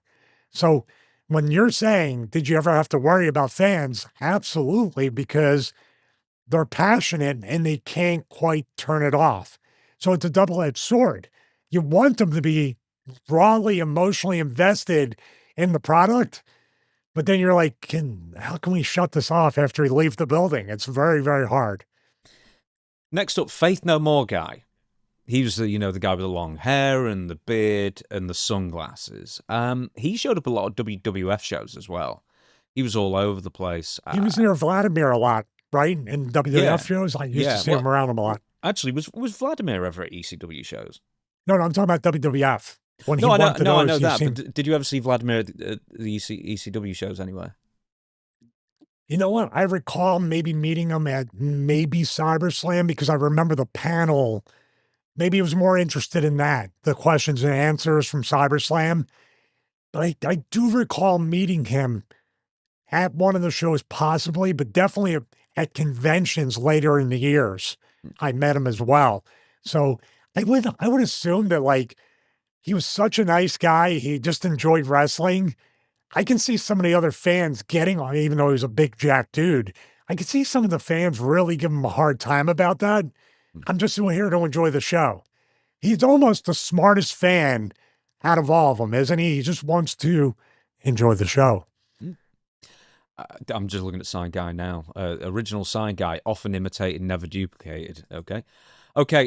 Straw Hat Guy. So John, who would be impossibly intense in the front row, always wear the straw hat, yelling at the bad guys. He was kind of the perfect fan in a sense because he kind of like cheerled all the other fans into knowing who to boo and who to cheer and stuff. He was like Stunt Granny. Yeah. How's that for pile driving, Miss Daisy? I Salem the cat like does when the she takes the bump. Oh, we got to do a reaction video to Secrets of Pro Wrestling because one of the pit bulls is in that with the birdcage on his head. I like when she got shoved down and she went like this. She went and winked at him. Amazing. And then they hugged in the back as she's taking her knee pads off. Oh, it's just incredible. But back to the match. Oh yeah, Straw Hat Guy, John. Oh, Straw Hat Guy. You know what though? Watch the fans as we watched. We didn't watch the watch along, but as you're watching the show on YouTube, I'm sure it's somewhere around. They never ever even leaning over. There was never a swipe at me or anybody else. It was pointing and a lot of leaning and face to face.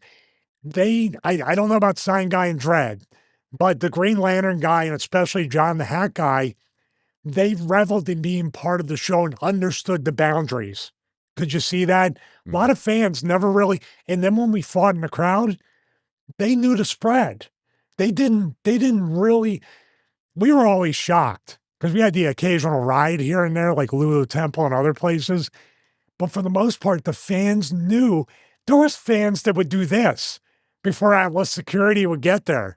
Now, maybe, just maybe, they were like, if I pop Stevie or slap him or take a swipe, Ronnie and the guys are going to take me out back and I may not see the next show ever.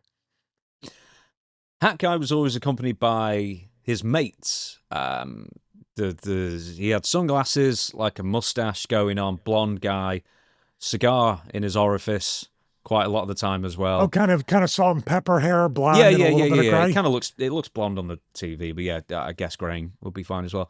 But he always sat next to him in the early years as well. Do you know his name? I don't know his name, but I do remember meeting everybody. Sign Guy was just, he would have been the one to say kayfabe. That's my guess. But everybody outside of Dreads, we avoided him. But those guys, Green Lantern guy, John with the hat, and then the other guy, the cop, I guess he looked like a cop, a motorcycle cop or a highway patrolman. When we'd see them at the conventions, even after I was in WWE, I saw John once or twice, maybe the other ones, but they were always fine. I think they just liked to be part of the show. They weren't trying to hijack it either. People think the ECW fans hijacked the show. I never got that impression. Do you remember any other fans that were notable that were there, pretty ubiquitously? Well, yeah. Mary Kate Grasso and her mom were there all the time. I had another one. I forget her name. I'm sorry. She worked the merch table a lot. She had very dark hair. They were very nice. They were always there. I think there was a couple people as you walk down the entry, those people would be sticking middle fingers up or cheering. I forget who they were. But there was always people that were around those front, either in the aisleway, because that's where Mary Kate and sometimes her mom was. Bella was the girl's name, dark hair girl. But as you went around, you did have the regulars in those front rows from entrance around hard camera and sometimes the other side by the ring bell. But outside of that, I mean, you had even the bleachers had people that would hold up signs and things like that. I can't recall, like, if you showed me their face, I'd be like, I remember that, but personal interactions with how they, kind of violated fire laws and everything, the people that they stuffed into the bingo hall, you would know them by sight, but the interaction wasn't outside of a handful of people. And you were avoiding people mostly because, for the most part, you're a bad guy in ECW. Yeah, So. and now that I'm not so much a heel, I still avoid people in 2026. Yeah. Haha. Well, in this match, there is one other lucky fan in the audience. It's Blue Meanie. In his debut in ECW, I believe it's his debut anyway, he gives you a present, which is a Flock of Seagulls half shirt that I've suggested may have been spray painted by the same people who did Mick Foley's Cactus Jacks in the main event. Anyway, you invite this mysterious Blue Meanie, it's on his t-shirt actually, over the barricade, and you hug and jump. And it's strangely familiar between two people who've apparently never met each other until that moment. Joey suggests that you two may be very attracted to one another. And then Joey also says something about your Motley Crue tattoo as well. How dare he? And okay, why don't we talk about the Blue Meanie? And where did he come from? And the fact is that you'd actually met and tagged up with him prior to his debut in ECW. Yeah, he was known before as Brian Rollins. We met on the indies a few times. We would talk. This is how Nova came into the fold as well, working indies and getting to know the Meanie as Brian Rollins. Then somehow we teamed up. I think Raven might have suggested it to Norm Connors. He was the promoter out in Pittsburgh who ran Steel City. And I believe Raven recommended or suggested it to see how we worked together. Or we just happenstance tug up, had a really good match. I believe it was against Lou Marconi and Frank Stiletto, and we eventually wrestled them a lot for the Steel City tag titles back then. Those were two good workers as well. But we tug up, and then was kind of Raven, I know in the locker room in Steel City, was saying, hey, Meanie, have you ever seen, not Meanie, but he said, have you ever seen the Yellow Submarine? And I think Meanie I hadn't seen it. And he talked about, he was, remember the Blue Meanies? Remember the Blue Meanies? And you're the Blue Meanie. And the next show, there it was. Meanie painted up, half shirt, Daisy Dukes. It was all put together, I think, that week. We were all talking about it. And that was not much preparation, not much outside the spray paint stuff and everything that had to be done kind of in the days to that. And I am convinced, like you, the same exact style of spray painting, airbrushing the shirts, Mick had it as well. And Mick had two of them. So we did 3 airbrush shirts or 4 counting Meanies. And then the rest is history. Without this guy, there wouldn't be me as far as growing as a character, adding another layer. And there definitely wouldn't be the Blue World Order, because Meanie was the one that was like, oh, I'll be the blue guy. Then we weren't sure about who was going to be Kevin Nash and who was going to be Hogan, because I was technically the leader, but we switched around and made it work. Who really gave the green light? I suppose it was Raven, but was he the one who gave the green light for Meanie to be the next guy? Was he always on the lookout for the next member of the Ravens flock, or would he just constantly get these ideas? Oh, we need someone to fill this role, kind of thing. He was always aware not only to have more members to bump and provide interference for him in his matches, but he wanted me to have a lackey that treated my lackey how he treated me. It's kind of like a bad parent, then the kid becomes a bad parent too. So Raven was very much, and he knew I would be the lackey and all 3 of us would be the lackey, including Nova and then everybody else who was in the fold. But then there would be the pecking order, the chain of command, where I could treat Meanie and Nova bad based on the way Raven treated me. So were there any immediate plans? I mean, was Blue Meanie brought in to be a full-time guy straight off the bat then? Or, because sometimes, like with Bubba Ray Dudley, I mean, because I was researching his story, same with your story, you just happen to be there once, you get yourself on the card once, and you hope for the best, and hope that you brought back again. With Meanie, was this just going to be a one-night thing, or was this like full story arc already conceived before he was ever on TV for ECW. Let's back up for a minute because I want to give the origin before the origin of Brian Rollins becoming the Blue Meanie. I had friends that were really big dudes. One in particular, Mike Waukee. He was taller than me, bigger than Meanie, but he couldn't wrestle. He wasn't a wrestler. So initially, he was thought of in the initial spawn of it. Maybe he could be a lackey or the Blue Meanie or something like that. Because I think Raven met my roommates when I was living with him. Mike came over because he was living separately. And he's like, oh my God, this guy looks like a wrestler, if I could recall that correctly. Of course, when I talk up Meanie, Meanie could do the moonsault and all these other stuff, all these other things that somebody who never wrestled before obviously couldn't do. Some people that in 2026, like myself, still can't pull off a moonsault, but Meanie could pull it off. And then everything in ECW, by the way, had the potential to be a one-off or you were a lifer. Do you know what I mean?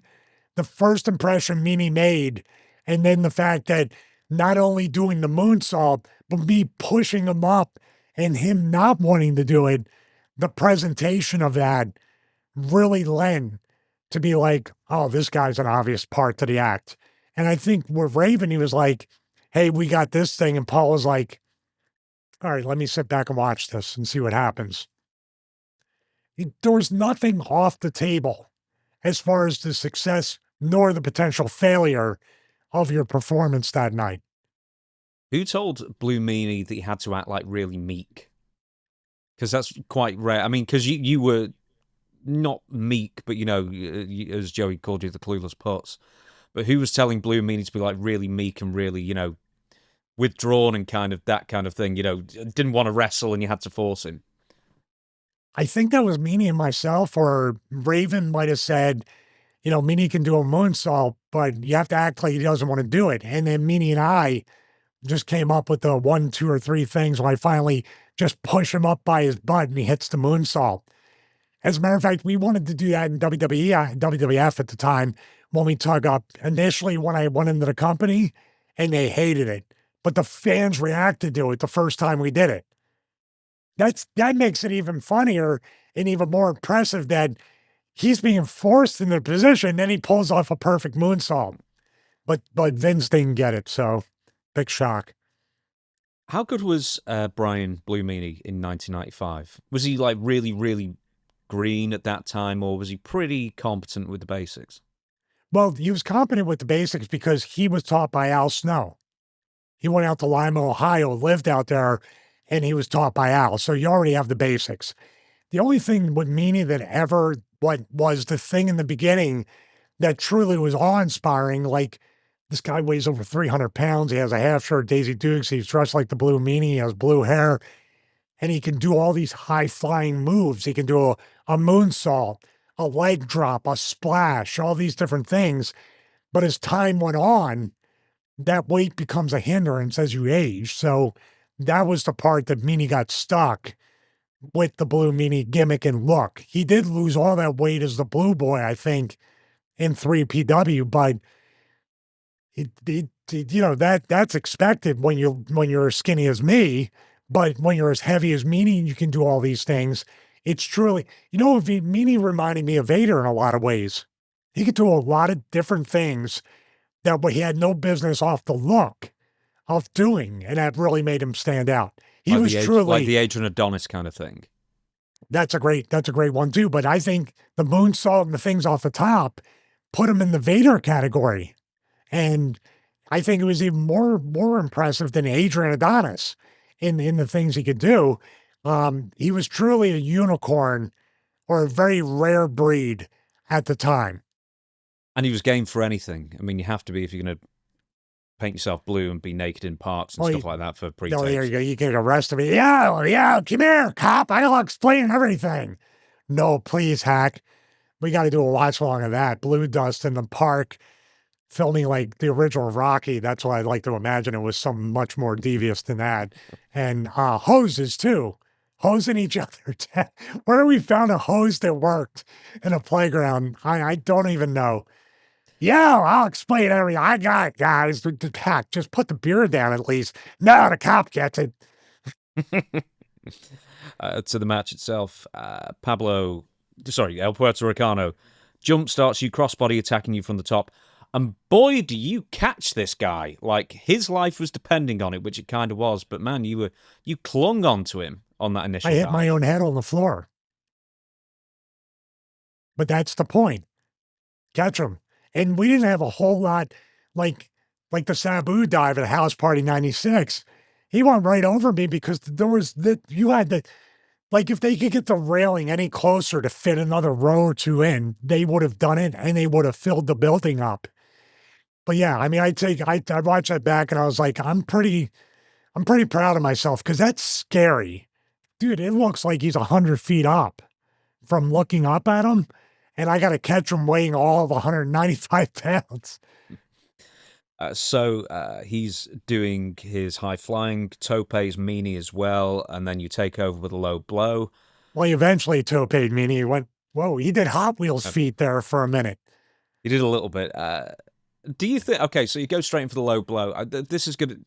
We could do an entire hour on this. Do you think ECW's whole thing of having no rules for every match, is it me just being old here, or does it just get a bit redundant? It gets redundant looking back on it, but for some reason, the fans didn't seem to mind.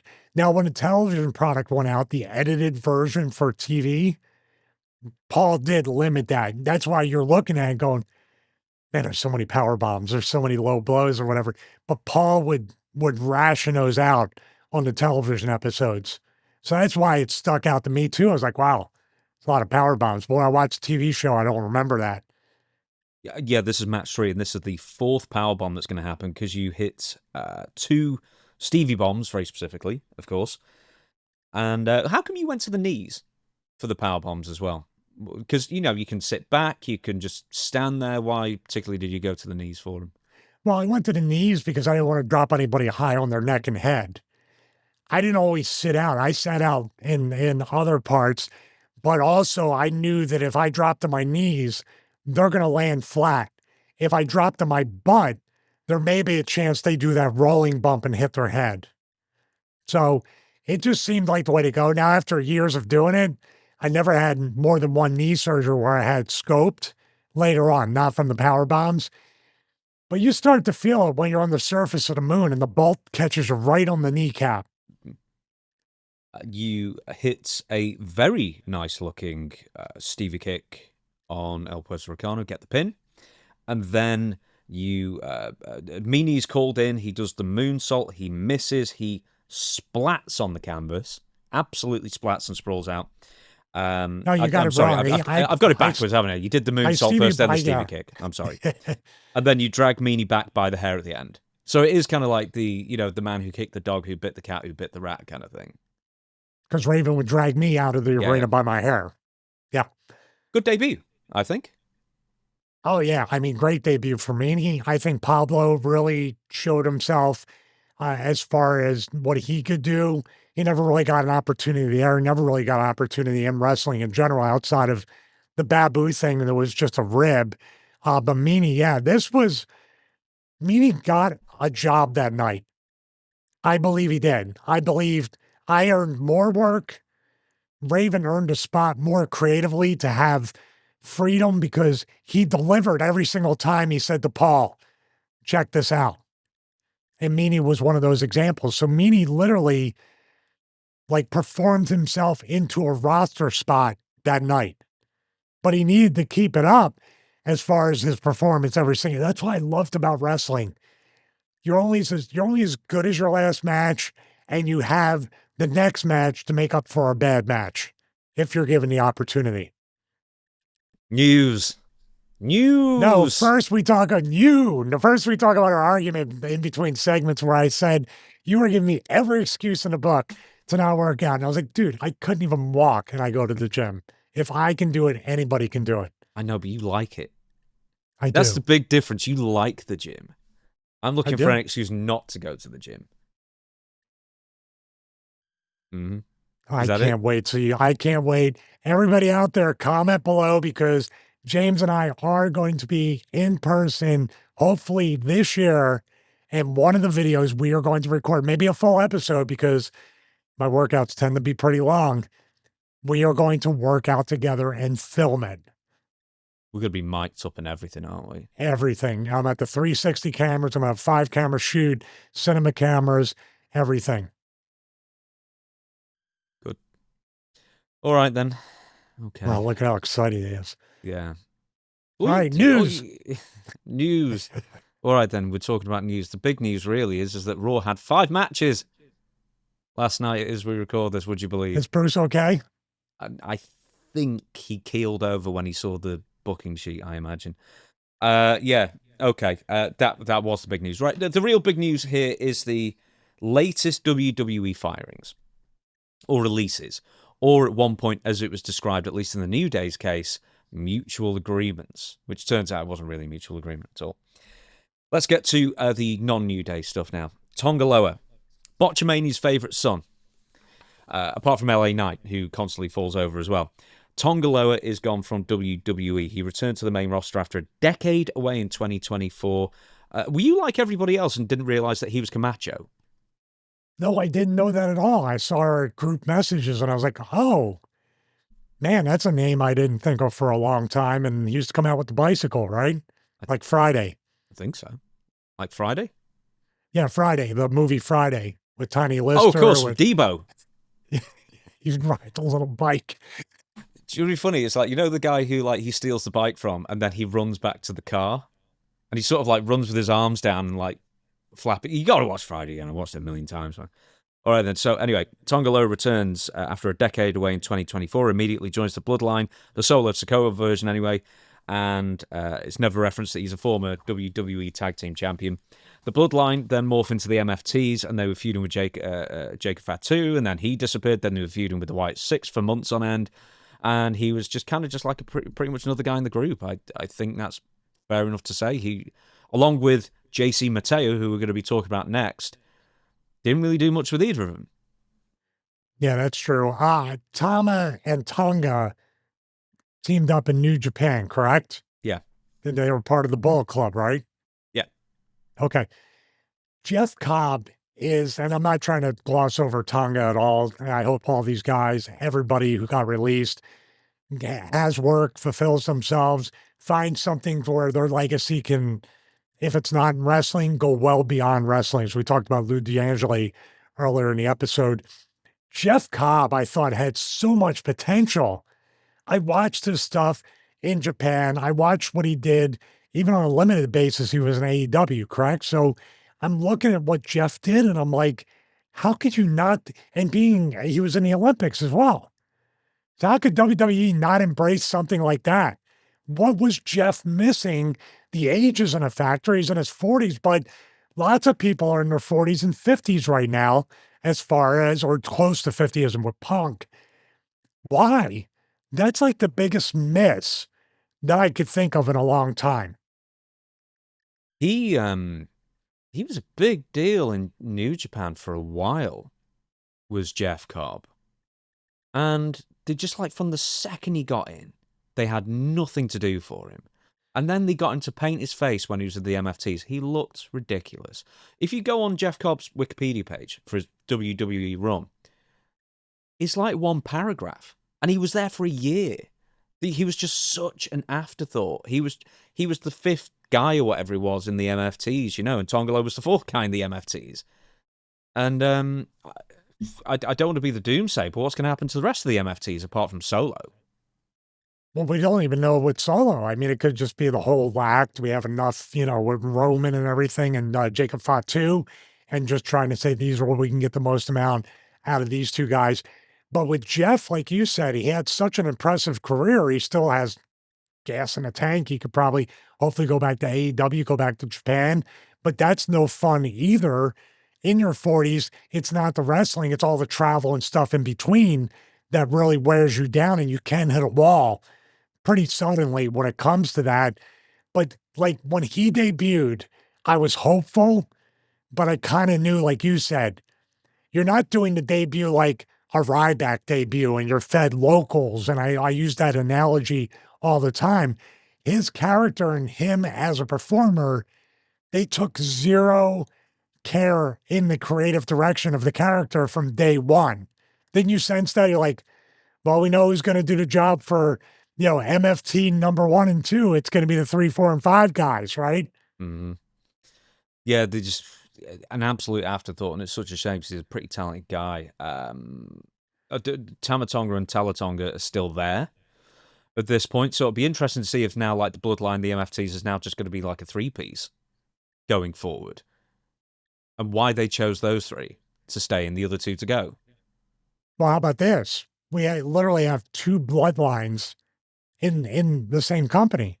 Right then, you got to look and say, well, what are we doing? Solo's really good, but now they're booking him 50-50 on the way down. Tama Tonga, I saw some of the stuff in New Japan. He's got charisma. He's got an edge to him and on social media during that time, he was doing some things being like, hey, what are you, smartass? He was doing all that. He was doing like a Drew trolling type thing for a time years ago. A lot of potential, but like I'm saying, like, they could release everybody in MFTs and just keep Roman and the Usos together as the bloodline. Then we have the New Day, major part of WWE in 2010s and 2020s. Big E retires in 2022 after receiving the neck injury with a botched suplex from Ridge Holland, of course. The writing was sort of on the wall. Did you get the sense that after Big E was gone that the writing was kind of on the wall for the New Day? They didn't really know what to do with them when they weren't a trio anymore? No, not really. I mean, as baby faces, they were kind of stale because they won. They've really maximized these guys with babyface runs, the Budio cereal, the big cereal box of WrestleMania. They did so much for these guys. Then when they had the heel turn, I was like, this is a really cool edge, a really cool change in their characters, especially for Xavier Woods.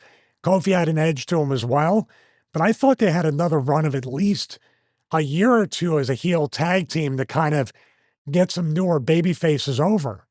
And also with a tag team division that was, man, just the Swiss cheese holes in this tag team division right now, and you have 2 titles, it's almost to the point like, do we just unify the tag titles? Because there's literally nobody now. But no, like back to that, I didn't feel like their run, it was definitely on the back 9, to use a golf reference, but I feel like they had another run left in them, and then possibly the retirement run as baby faces. So I thought they had a year or 2 left in them.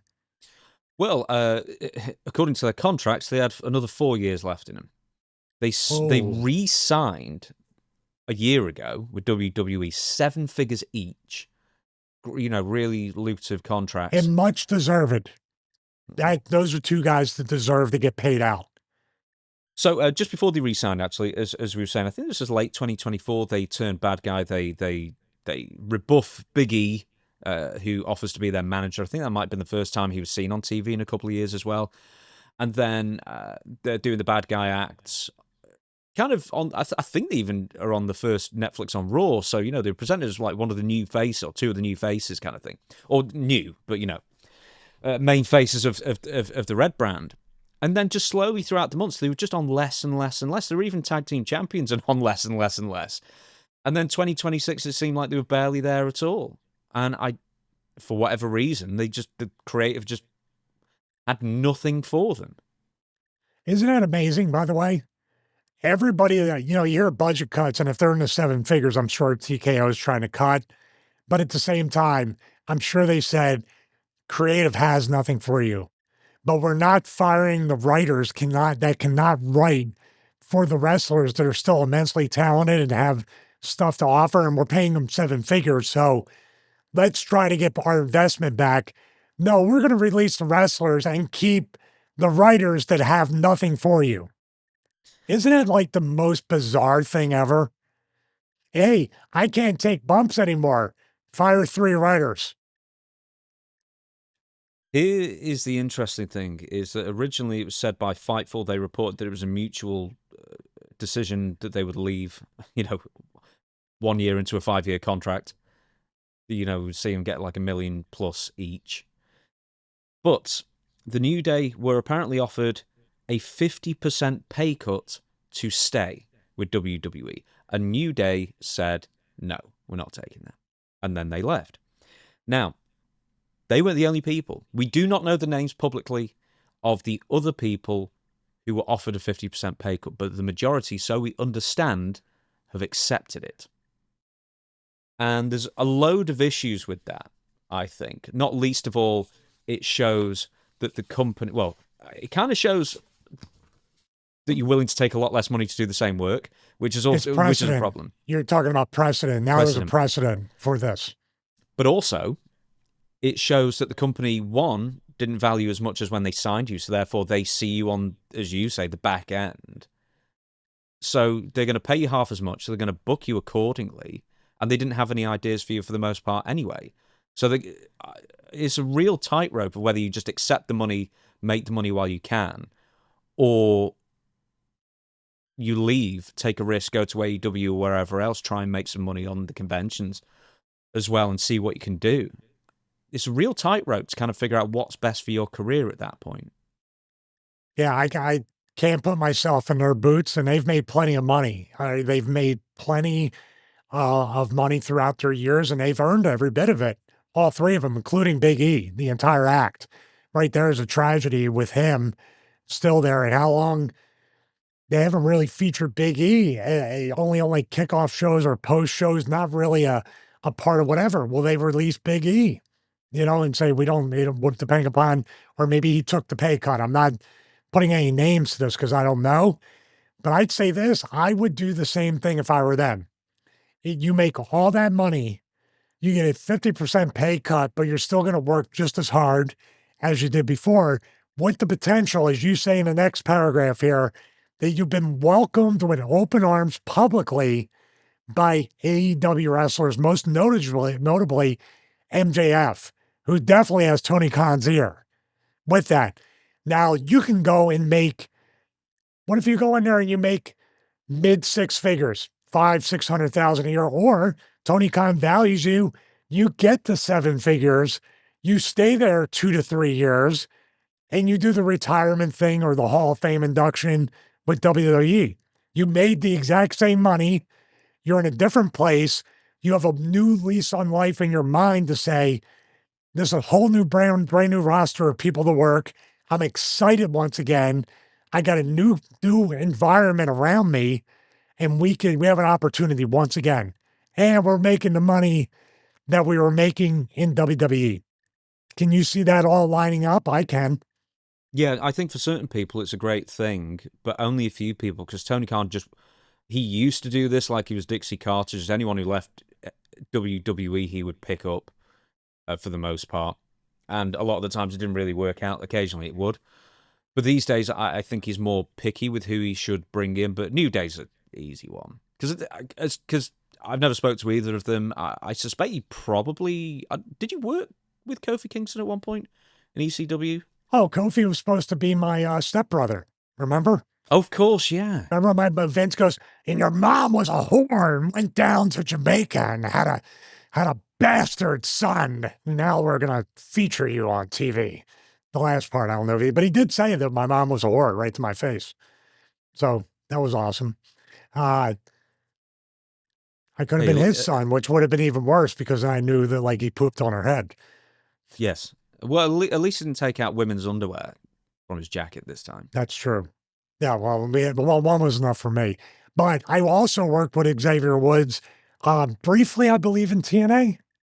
No, I didn't. No, I was a fan of his as Consequences Creed. When he teamed up with Jay Lethal, I knew Jay. That's how I got familiar with him, and I always enjoyed his work. And I fast forwarded. I was saying he was in TNA during the time when they were having the biggest run of their career. What is bugging people, I think, about this is that just a week earlier, TKO's, major presidents, officers, that kind of thing, board member directors, that kind of deal, all their pay increases have been made public. I worked it out from the top four. I can never pronounce his name, but Adam Schleimer or whatever his name is as well. I worked out, so between 2024 and 2025, they had paid themselves, the top four, so Nick Khan, Ari Emanuel, Mark Shapiro, and Adam Schleimer, or whatever his name is, an extra $93 million increase on their pay and stock options and bonuses from 2024. That was just the increase, how much extra they paid themselves. And this all has to be approved by the TKO board of directors as well. So they're Which all just includes sat them, there, which they're on which the board. includes them. So they're all just sat there saying, hey, how about we pay ourselves nearly 9 figures in bonuses on top of what we already made the year before? But we have to get rid of 20-odd wrestlers who are the guys doing the traveling, taking the bumps, and kind of, in the New Day's case and some other people like Kairi Sane and whatnot, keeping up morale as well. So basically, they go from being the billionaires to being Oliver Twist when it comes to releasing wrestlers. We need more, please. Yeah. All they had to do then was talk about record profits right before they released all these people. Yes, which they basically did. And the record profits, well, we don't know this because it's TKO profits, for 2025 was $546.2 million in 1 year. And WWE generated $1.709 billion in revenue in 2025 as well. Which is, I just have to ask, how can they justify trying to cut so many people's wages in half when the top brass are paying themselves $93 million extra in bonuses year on year? It's such a terrible look, and why are they doing it? That's what I'm getting at. Isn't every corporation doing the same terrible look? Downsizing while reporting, while bonusing, while doing that stuff. Doesn't the government do that? They pay themselves. They approve their own raises for everything while they deny everything for everybody else. We are definitely in a very touchy time right now where everybody's trying to get theirs. I go even more so than usual. I would say this too, man. Geez, you talk about like just no self-awareness. And at this point, not even caring about not having any self-awareness. And the people keep buying tickets to the shows. Is it going to decrease a little bit? Maybe. But here's the 2 things I'm going to talk about. Number 1, right now at the present, is pleasing the stockholders. Anytime you downsize a company, the stock goes up. Therefore, we pay ourselves bonuses because we're doing a great job. Number 2, what do you do when you need to take all the overhead, all the debt, and everything off the books and show the maximum profitability? What are you setting yourself up to do? A sale. Sale. By WrestleMania 43 in Saudi is still my guess. There's a few extra points I want to make. Joe Hendry keeps on singing songs about how WWE should fire Logan Paul. Not many people have picked up on this, but I think it's interesting to have a firing, you know what I mean, like character kind of thing with Joe Hendry at the moment. There was a talent relations department video that was released, like a reel, on TKO's social media. Now, the talent relations department aren't the people, they're the messengers. They're not the people who are deciding these things. Then they get shot every time, you know? Yeah. So that didn't do them any favors. And also TKO made, I think this was another Fightful, yeah, it was, a Fightful report about celebrity involvement, that with WWE is not going to be stopping anytime soon, although it was reiterated to Fightful that celebrity crossovers will slow down following WrestleMania season.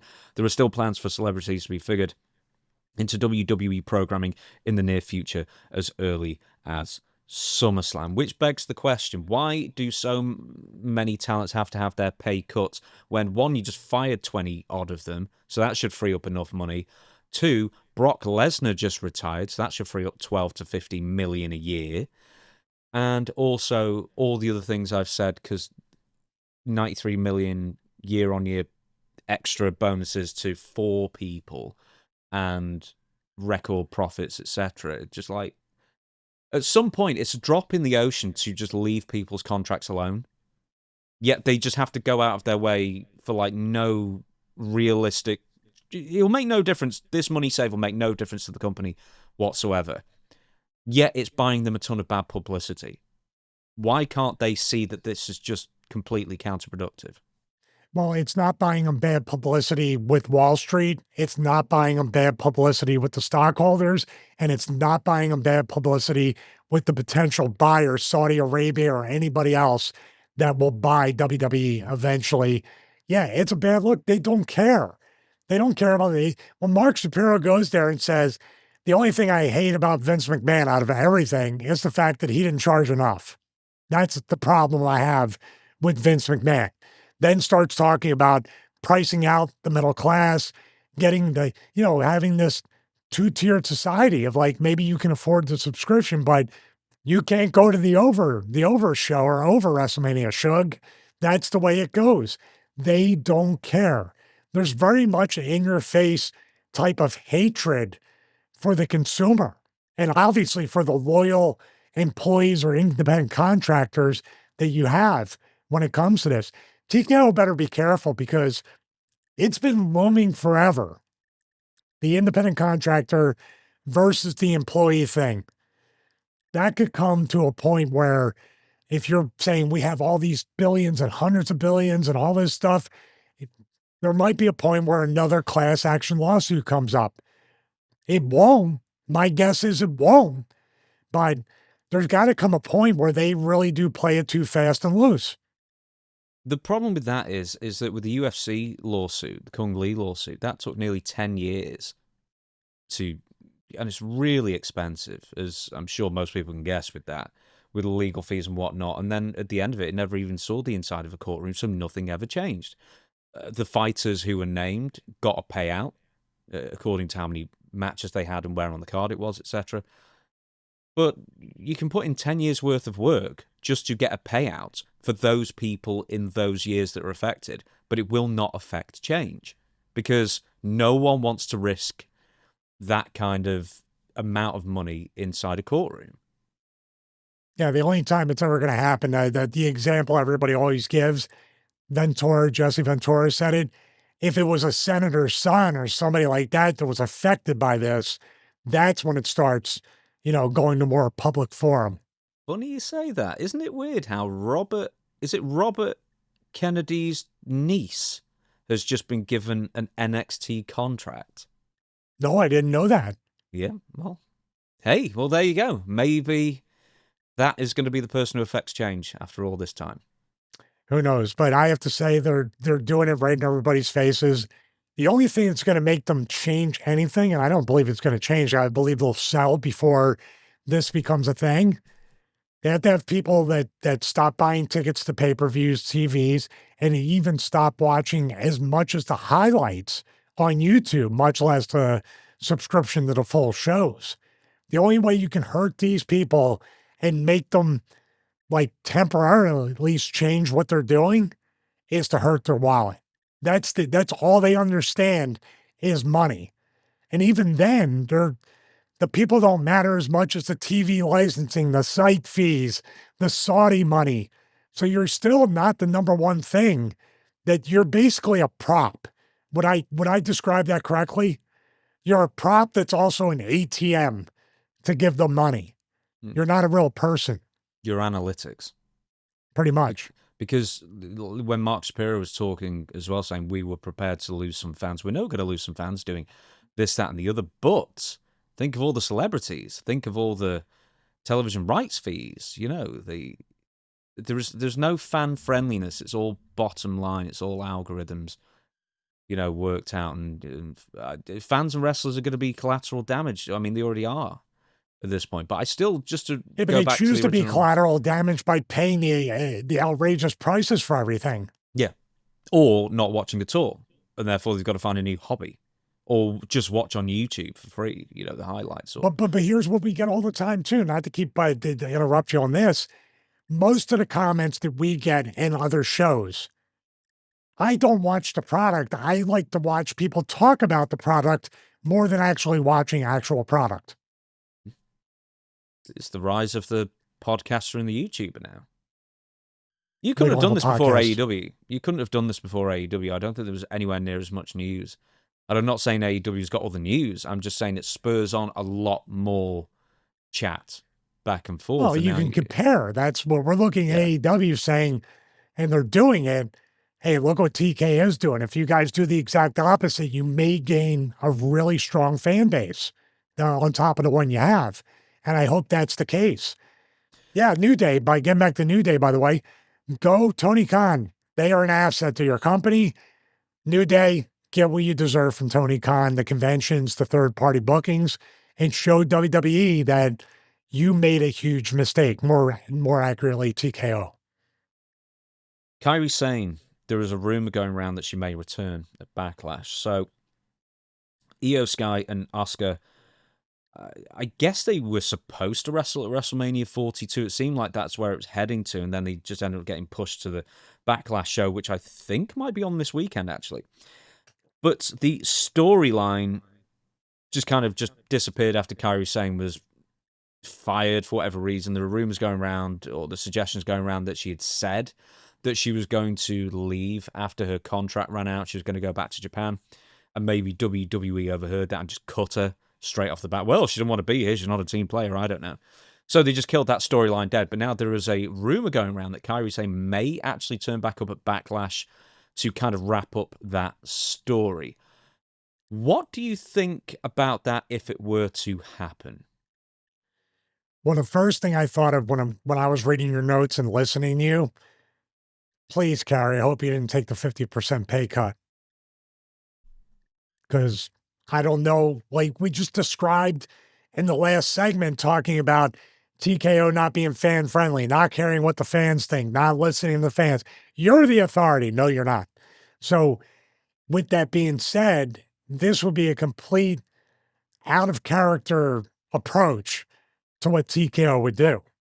Bringing someone back they cut to get that money. They get that $93 million. They really needed Kairi Sane's money for that. But don't you believe you just said a lot of people accepted a 50% pay cut? Now, the middle ground for this is, like you said in the notes, is she just coming back to finish off a storyline, to finish up, to get their one last match, and then go back to Japan? I can see her honoring that part of the thing for her friends that are in the storyline, then you continue it. But if she took a 50% pay cut to come back to a company that already cut her outright, like you said, and I said, it creates a precedent. Now they look around, the locker room looks around and says, all right, so everybody's accepting 50% pay cut. When's it going to be me? Kind of when people get released, what do you do in the locker room? Week's not over yet. Am I going to be all this month? 2 weeks, people are getting cut. Are we going to get a third or a fourth? You start to work a little harder. You start to go in tryout mode. You're getting paid like crap. You're getting booked, all this. You're not getting the opportunity, but guess what you don't do? You might not stand up for your business because they might cut your pay by half and say, oh, we forgot about you, or cut you, or basically do nothing with you, cut your pay, send you home, and then they'll cut you. Dude, it's such a mind F. With WWE or TKO anyway, I think about 15% of their total expenditure is on the talent, whereas someone like the NFL is more like 50%. And wasn't it lower than that before? I think WWE was like, it was like 11, 12% or something like that. I think UFC's around 15, 16%. So you average it out. I mean, even if it's 15%, it's still low, compared to other sports. I think they don't seem to think so. They don't think, they want that thing around 5 to 7. But that's what I don't get. I mean, it's like, how much is too much? Like, when are you rich enough? Apparently never. Well, that's what I get. That's the kind of money that only a percent of a percent of a percent of a percent of a percent of anybody in the most developed countries in the world could ever dream of having in their bank account. And I think at some point, do you just get so rich that you just then start comparing yourself to other multimillionaires and billionaires, and then that just becomes the number you're chasing? Yeah, absolutely. I think Vince did that for years and years, always wanted to fit into the country club, be right up there once he was a billionaire. How many times did you hear he's a billionaire on TV, no less? So, yeah, all those guys we mentioned that got the bonuses on top of their salary, it exceeds the GDP of some of the countries on this planet. And here we are. Never enough. It's the word I look for, and dude, make your money and do whatever, but it comes to a point where you have to reinvest back in the talent that is actually making you the money. It becomes, for lack of a better word, absolutely sick and perverse. That's kind of the level we're at right now. Nick Khan went from 6 million to 24, by the way, but it was Ari Emanuel who went from like he made 60. I'm just looking for it now. It was in the higher 60 million in 2025. I'm just trying to look for it here. 67.3 million. Did he make most of that being Pat McAfee's agent, making him next Sylvester Stallone? So I can't even say it. It chokes me up already. I know. Is he the next Sylvester Stallone yet? I hope not. I hope I already gave up on that. Is there a timeline? I still like the Neil Breen, right? Or do you know Kevin Sorbo? You know the Hercules guy? Yeah. Yeah, I enjoyed him in God's Not Dead. I enjoyed Kevin Sorbo and some of the stuff he's done. Going back to Kairi Sane, and what I was thinking about this was that if she was asked to go back, I'd say absolutely not, unless you were paying me an obscene amount of money and basically apologizing to me. Because otherwise, no cut clause. Well, I'm just saying for a one-off, because if she does want to go back to Japan, she's not going to re-sign, I suspect anyway. But if she just did the one-off at the Backlash show to tie up that story, Saudi money. Yeah, because I would be that affronted. But it's like what do you think about the R-Truth thing? Because, you know, he was beloved in WWE for decades, as well as TNA and everywhere else he was at, and they cut him. Cody Rhodes said on a WWE interview on Unreal, he said, there are certain people you do not cut. He was one of them. If I were R-Truth, and I may have asked you this before, where does obviously the money coming in is great.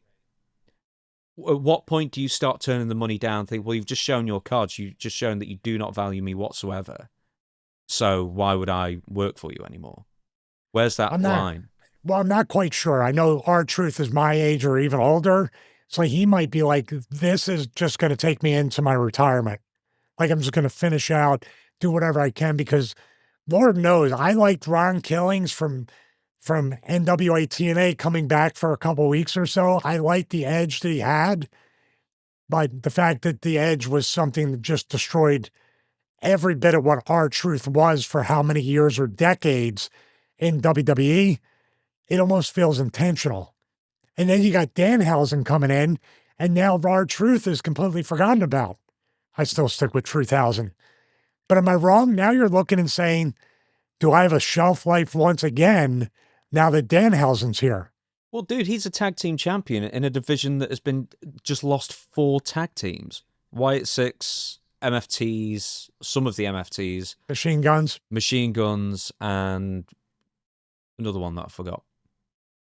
Machine Guns, Wyatt Six, MFTs, New Day. There you go. Yeah, New Day. We just talked about him. But I don't know, man. That's the thing. With R-Truth, his job, now with Kairi Sane, she's much younger. She's active in the ring. She's from Japan. There's factors with her that are different than R-Truth. Now, if they ask her for a one-off and she goes $100,000 and they say no, or just don't go back. Like they did this to her before. They let her go, didn't they, and brought her back? It's got to come to a point where she could be great in AEW. I think she could be really, really great in AEW in the women's division. I think she's just going to go back to Stardom. I think it's important for her to be back home. So no, I mean, but that's a priority. Yeah. I understand that as well. But R-Truth is just saying, I'm just going to take this last run, if it's my last run, into my maybe almost 60 if I'm lucky, and then just do my autograph sessions, appearances, conventions. He still loves music. He still does his music. So maybe there's a second career in his 50s and 60s after WWE. We're going to do the What Went Wrong as well. And this is a bit of an interesting one because I watched this morning, couldn't quite work out why it all went so wrong. This is Vikingo, AAA. He was wrestling Mini Vikingo, in fact, this past week. Took a bit of a weird landing from the top rope, and it seems that he's done himself a shoulder injury as well. So over to you, Stevie. What went wrong? Have you seen this? No, I haven't. Already? So it's a reaction as well. Okay. So did you say Vikingo versus Mini Vikingo? No, I'm sorry. It's El Hijo del Vikingo versus Oh. Mini Vikingo. Mini Vikingo is the very skinny teenager in the all black. All right, let's take a look at this. All right, they already are trying to. Oh, yeah. They were trying to get their footing, and then when he brought him up, he was trying to do like was he trying to do a power slam at first? And he slipped. Look, right here. As he's doing it, they get their footing. Incredible balance, by the way, to have both guys on the top rope like this. They almost lost their footing for half a second, like right here. And they're set. This is where I think, see what I mean? Or is he trying to do a rock bottom? Because the kid is twisting in towards him. See, they're both laying, you're lucky you didn't get your shoulder popped out, but you'd see his shoulders going straight into the canvas. That is not the shoulder that he injured. It's the other one. Right I here. think. Yeah. Well, that popped backwards. You know what I mean? I thought this one was going to get popped out. Yeah, that was the one I thought it would be. Not this one. My goodness. Double check and scroll to the end to make sure I'm right, but I think it's his right arm. Yeah, he grabs his right shoulder. Yeah. Well, he's tough because he took that right there. Elbow, shoulder. It's usually when you tear your rotator cuff right here, you jam it and the shoulder just pops up like that. But all I can think of is it's coming down that this fist kind of went up and the shoulder popped up like that, right there on the impact. There's the shoulder on the scene cut.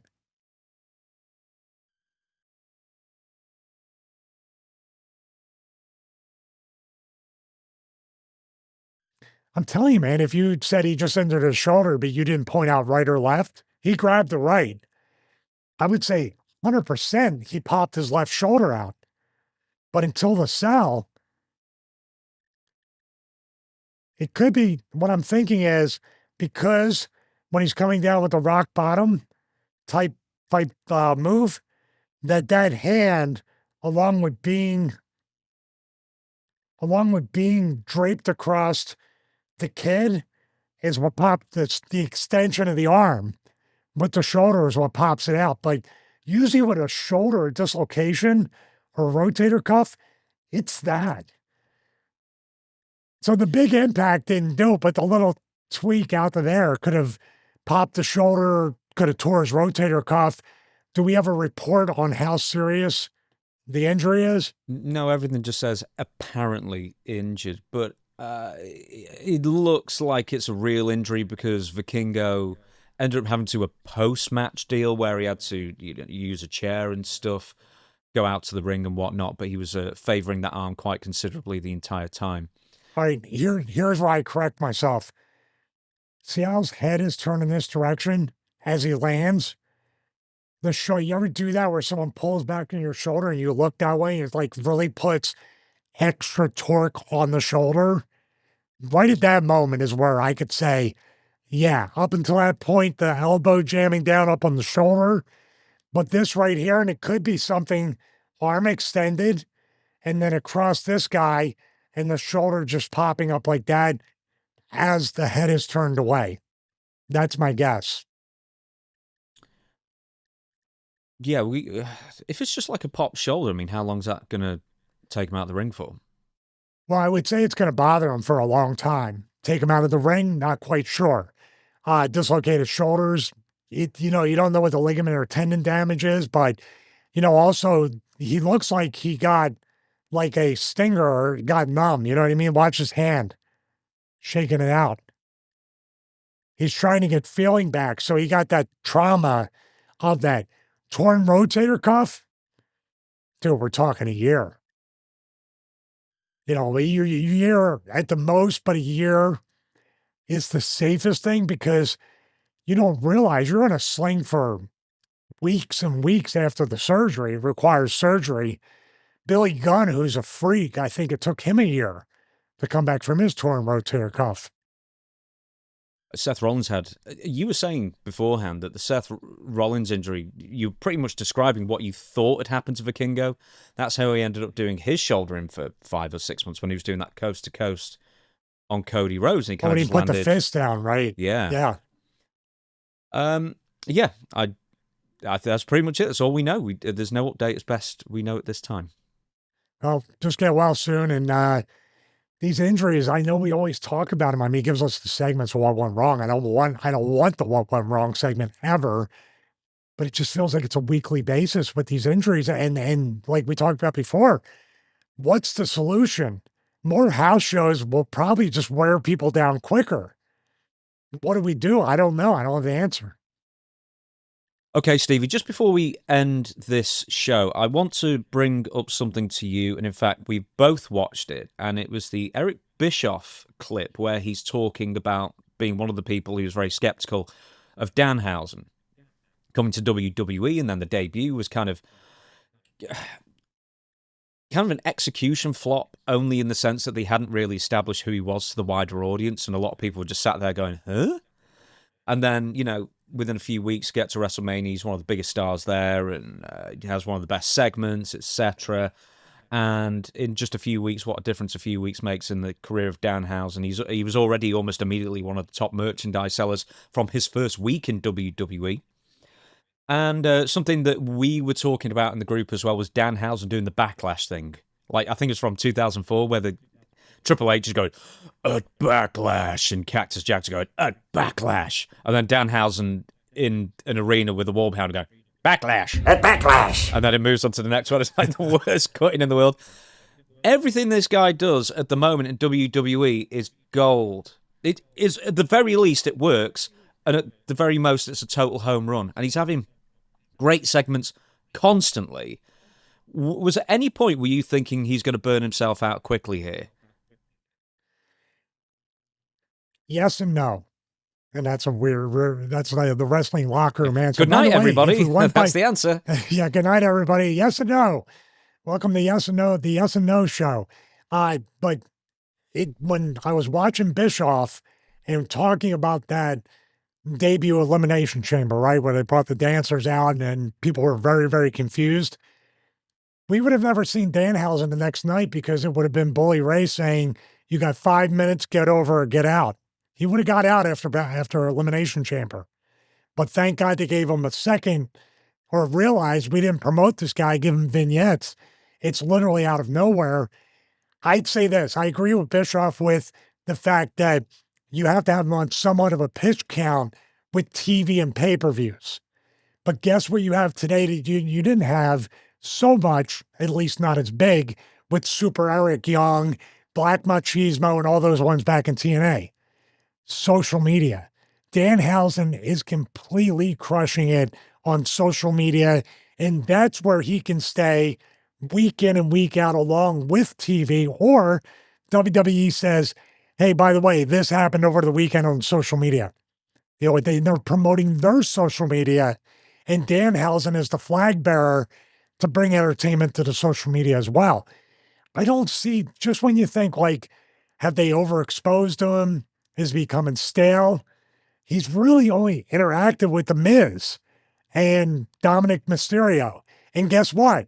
He's actually cursing people and they're losing matches as he's cursing people. He's like the comedy Undertaker in a way. Dude, he's like the comedy Papa Shango because he cursed people. That too. Yeah.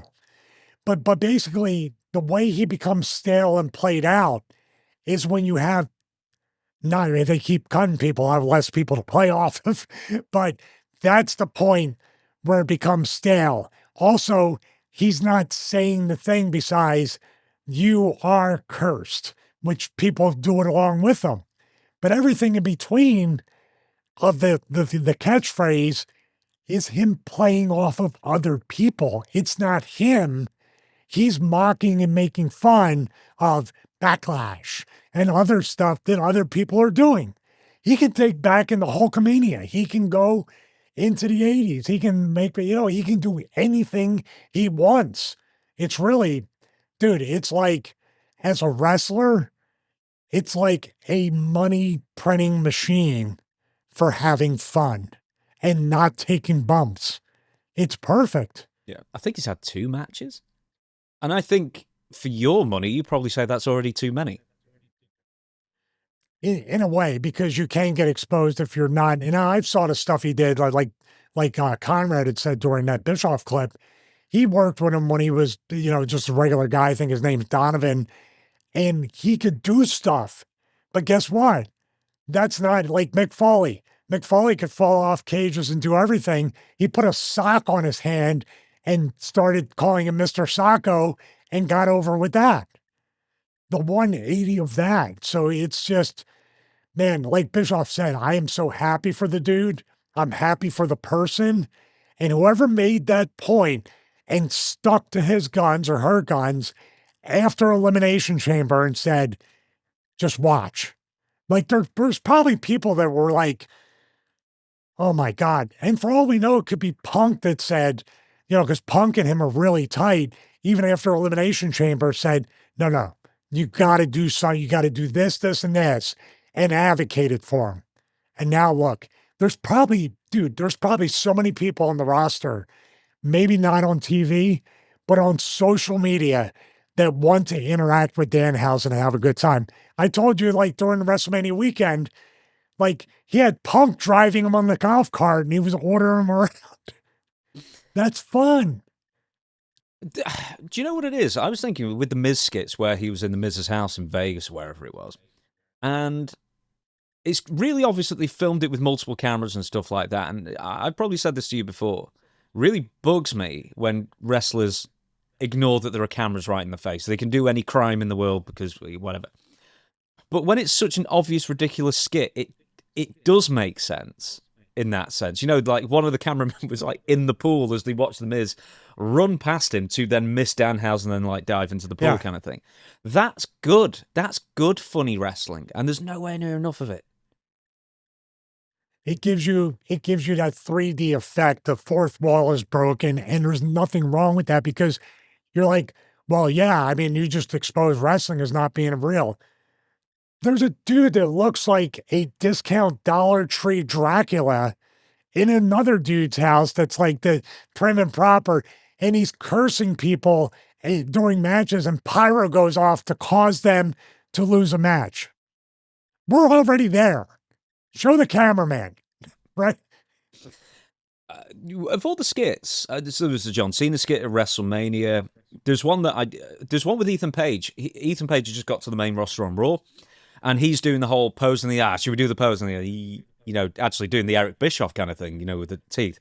Then the camera just pans to the right and you see Danhausen look at him and go like that. And it's just a very sort of callback to when Danhausen and Ethan Page were in AEW together. And then, Ethan Page looks like he's seen a ghost. But that was just a little social media thing, a little bit of fun to throw out there. But everything social media, everything on television, everything has been at worst good, which is a really high average. And let's not forget about appearances. Dude, if you had Danhausen on that bus for the landmarks to replace Cody, I don't think anybody would be disappointed. I think it would be like, this is a nice, pleasant pivot from that. And I think Cody would want to be a part of that just to have fun with Danhausen. He's the perfect mix of, if you're not on TV, dude, you're going to be heavily featured on the website, on social media. He's probably going to be the busiest guy that might only look like he's only working one segment on TV every week of each show or both or one or the other. But man, it is a wrestler's dream what he's doing, and it's a wrestler's dream to be involved with it. If you want my favorite skit, the house skit is great. Nothing so far beats that wedding chapel in Vegas. That was amazing. With the social media thing, as we know, Mark Shapiro very much values social media over pretty much every other metric in the entire world. So I bet TKO, like even higher ups, I bet they were thinking, what the heck is going on? Then they saw the numbers and like, hey, great. Will you take a 50% pay cut? Right? Well, that's the other thing. I mean, it's a cyclical business that way, and it chews you up and spits you out. But he's the new toy right now, and what Bischoff said is really good. Keep him on a pitch count. Don't become the old toy. Don't become stagnant or there's Danhausen. Once you get to that point, it's already too late. I don't know though, dude. It doesn't feel like it's if he gets a good 2 to 3 year run and it does become stale, he's already made the company. His salary, maybe even for next year, already done. But by the end of this, he could just print money for the rest of his life if he want to. The only thing I would tell him as a personal note, save and invest and live below your means. On SmackDown on Friday. By the way, I want to go back to Danhausen.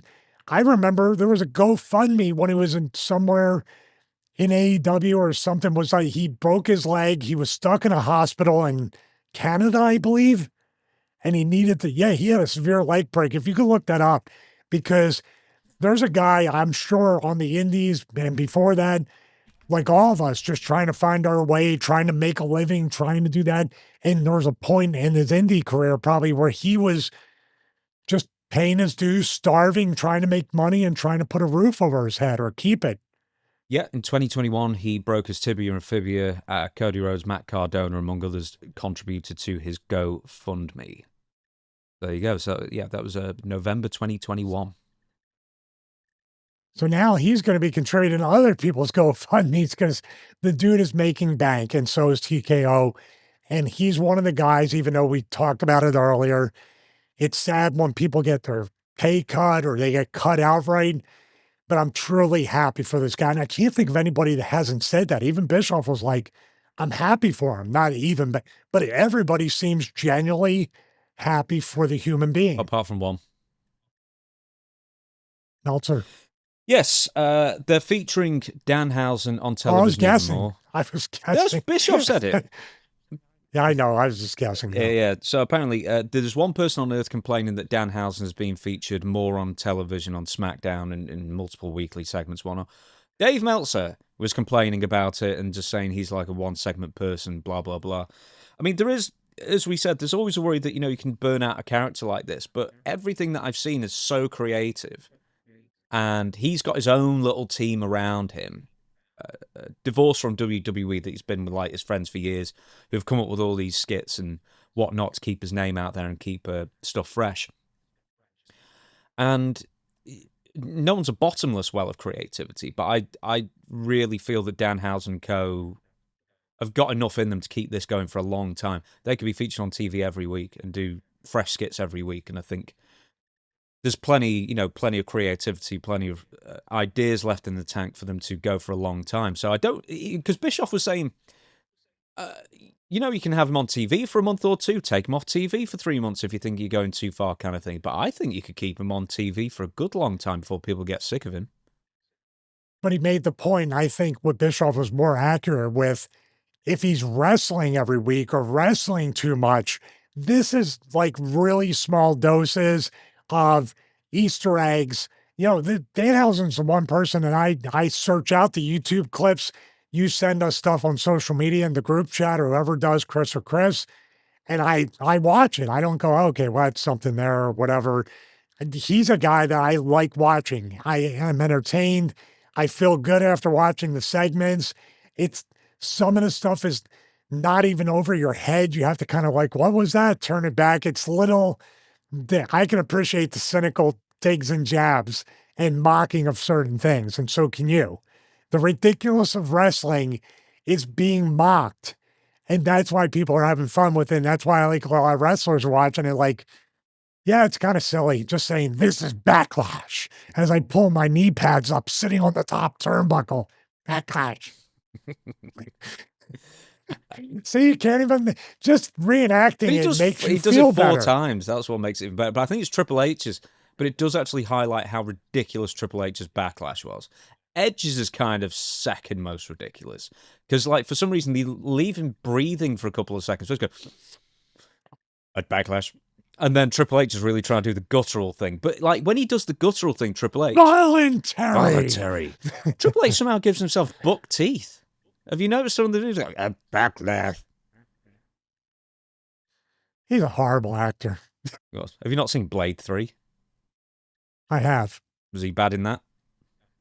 Yes, absolutely. Excellent. He's terrible. But the whole movie was terrible. We should watch The Chaperone, starring Paul Triple H Levesque. My favorite line is when Punk is at the contract signing thing and he's got his feet up and he's like talking to Triple H, making fun of him. And he's like, well, how many movies you been in? Well, none, but you know, your Chaperone went straight to DVD. It's just got a smile. We should watch that one. No, we shouldn't. Yeah, Dave Meltzer's apparently the only one who's sucking the fun out of this one because, you know. But did he criticize Danhausen in AEW? That's the real question. No, probably not, actually, in fact. Has Danhausen ever wrestled in the Tokyo Dome? No, but it's a 15-minute bus ride from the whatever. That's a famous line. Tag match at Backlash. It's going to be Danhausen and mystery partner versus The Miz and Kit Wilson. In fairness, Kit Wilson's been doing a good job with all this as well. You know, he's really kind of been forced into a corner to step out the shadow of being a tag team wrestler. He's done really well for himself. Who do you think the mystery partner is going to be? Oh, I don't know. I mean, Brock just retired. That would have been something to have that kind of like Mutt and Jeff type thing, really contrasting styles. I don't know, but how many? It's this week, this Saturday as we're recording. Yeah. Damn, we could have had like 2 or 3 weeks of him trying to find a partner. It would have been very entertaining. Well, that's why he was offering $400 human to anybody to be his tag partner. Human dollars, it's great. I don't know. Who's not really doing much right now? Brock would be if he does come back, but that's not really on point with him. Cena? No. He is going to be retired. there. Oh, right. He's going to be there. So I've got this amazing announcement. It's going to change the face of WWE, blah, blah, blah. I'm going to announce it. Oh, Dixie's there? I'm going to announce a Backlash. What? Dixie Carter's changing the face of wrestling forever? No, maybe she's changing her face. I don't know. Oh, you know who it could be? Dude, I'm not even kidding. They've been bringing up Nicholas, the kid who won the tag belts with Braun Strowman. You brought it up on a clip too. Yeah. Why did I bring it up? Yeah, but it's been brought up. It's been brought up here and there for some reason. I've seen it. What if it's a grown-up Nicholas that he tags with? Oh, no. John Cohn's son, right? Yeah, John Cohn's son, who's in Talent Relations now. Talent Relations. Yeah, no, I don't want that. Who's like wacky that he could be with, who's still alive? Well, Truthausen. But he's tag champs with Damian Priest, right? Mm. So I think I've seen someone say Elton Prince, which I think he's only really just had neck surgery a few months ago. That's not going to happen. You know who it could be? Go on. Enjoy the show. Triple H, baby. I got to give Danhausen that rub. Can't you just say Backlash again? That's Backlash. Why. Maybe it's people. Maybe it's. I just wanted to see him go up to, you know, the what he calls him probably Kid Heartbreak to see what he does in the H-Man. I'm trying to think who else would be good. Who would kind of make sense. Is there anybody due to return? Or Bron Breakker? No, he's already. Yeah, has he had a match yet? That wouldn't make sense. Who is Miz not wanting to, unless he teams up with Maurice? Oh, what if Danhausen brings in Maurice? Hey, well, you know, he's met her. You know, the wedding thing and everything. Yeah, he got $400 human in this economy is still good. Who could it be? That's a real James tough Romero. one. No. But guess what? That's exactly why people will probably subscribe or buy the pay-per-view or watch it, because who's the mystery partner going to be? This is the one and only time in a while where we're like, who could it be? That's what you want, the interest, the anticipation. Do you know what's funny? Is that Danhausen debuted as a mystery person in a box. And for some reason, people were disappointed because most people didn't know who Danhausen was and they thought it was going to be Jericho. This one is going to go better, I can tell, unless it's Nicholas. And then that really will be a wet fart of a reveal. I mean, if there's anybody they're talking about coming back, if there's anybody not doing anything, I don't know, man. That's Man, great, though. It's going to be Boogeyman. No, I think they saved that for Halloween. Well, answers on a postcard. I mean, this clip should be out. This will probably go out on Saturday, if not Friday, actually. So, Backlash won't have played yet by the time this video is out. So let us know who you think it's going to be. And that is the end of the show. Thank you very much for watching. We'll be back next week with ECW November to Remember 1995 Part 2 and all the news and everything else. Over to Stevie to thank everybody for watching and, of course, the Patreon supporters. Thank you, James, and thank you, everybody else out there here on YouTube for watching the Stevie Housen Show with James Housen. Thank you very much. Please subscribe, click the bell to get notified. We appreciate all the support, of course, interaction with all the comments. Also, patreon.com/Stevie Richards. Watch-alongs every Monday morning. Everything's 9 a.m., by the way, Eastern Time in the States. Monday morning watch-alongs, Tuesday morning notes, Thursday morning, the show before the show, our pre-show, and of course, the new studio that's being rebuilt. I saw Conrad's slab panels back here. So what do you think I'm going to do, James, as you're chewing a stapler? He's muted. All right. Well, basically, I'm changing up the whole studio now that I saw Conrad's. And I did have a 32-inch TV idea on the pedestal for the newscast look. So damn you, Conrad. But thank you once again, all our Patreon members out there and everybody in the community for watching episode 96 of the Stevie Richards Show. Join us next week for episode 97 Housen. Aha, Housen.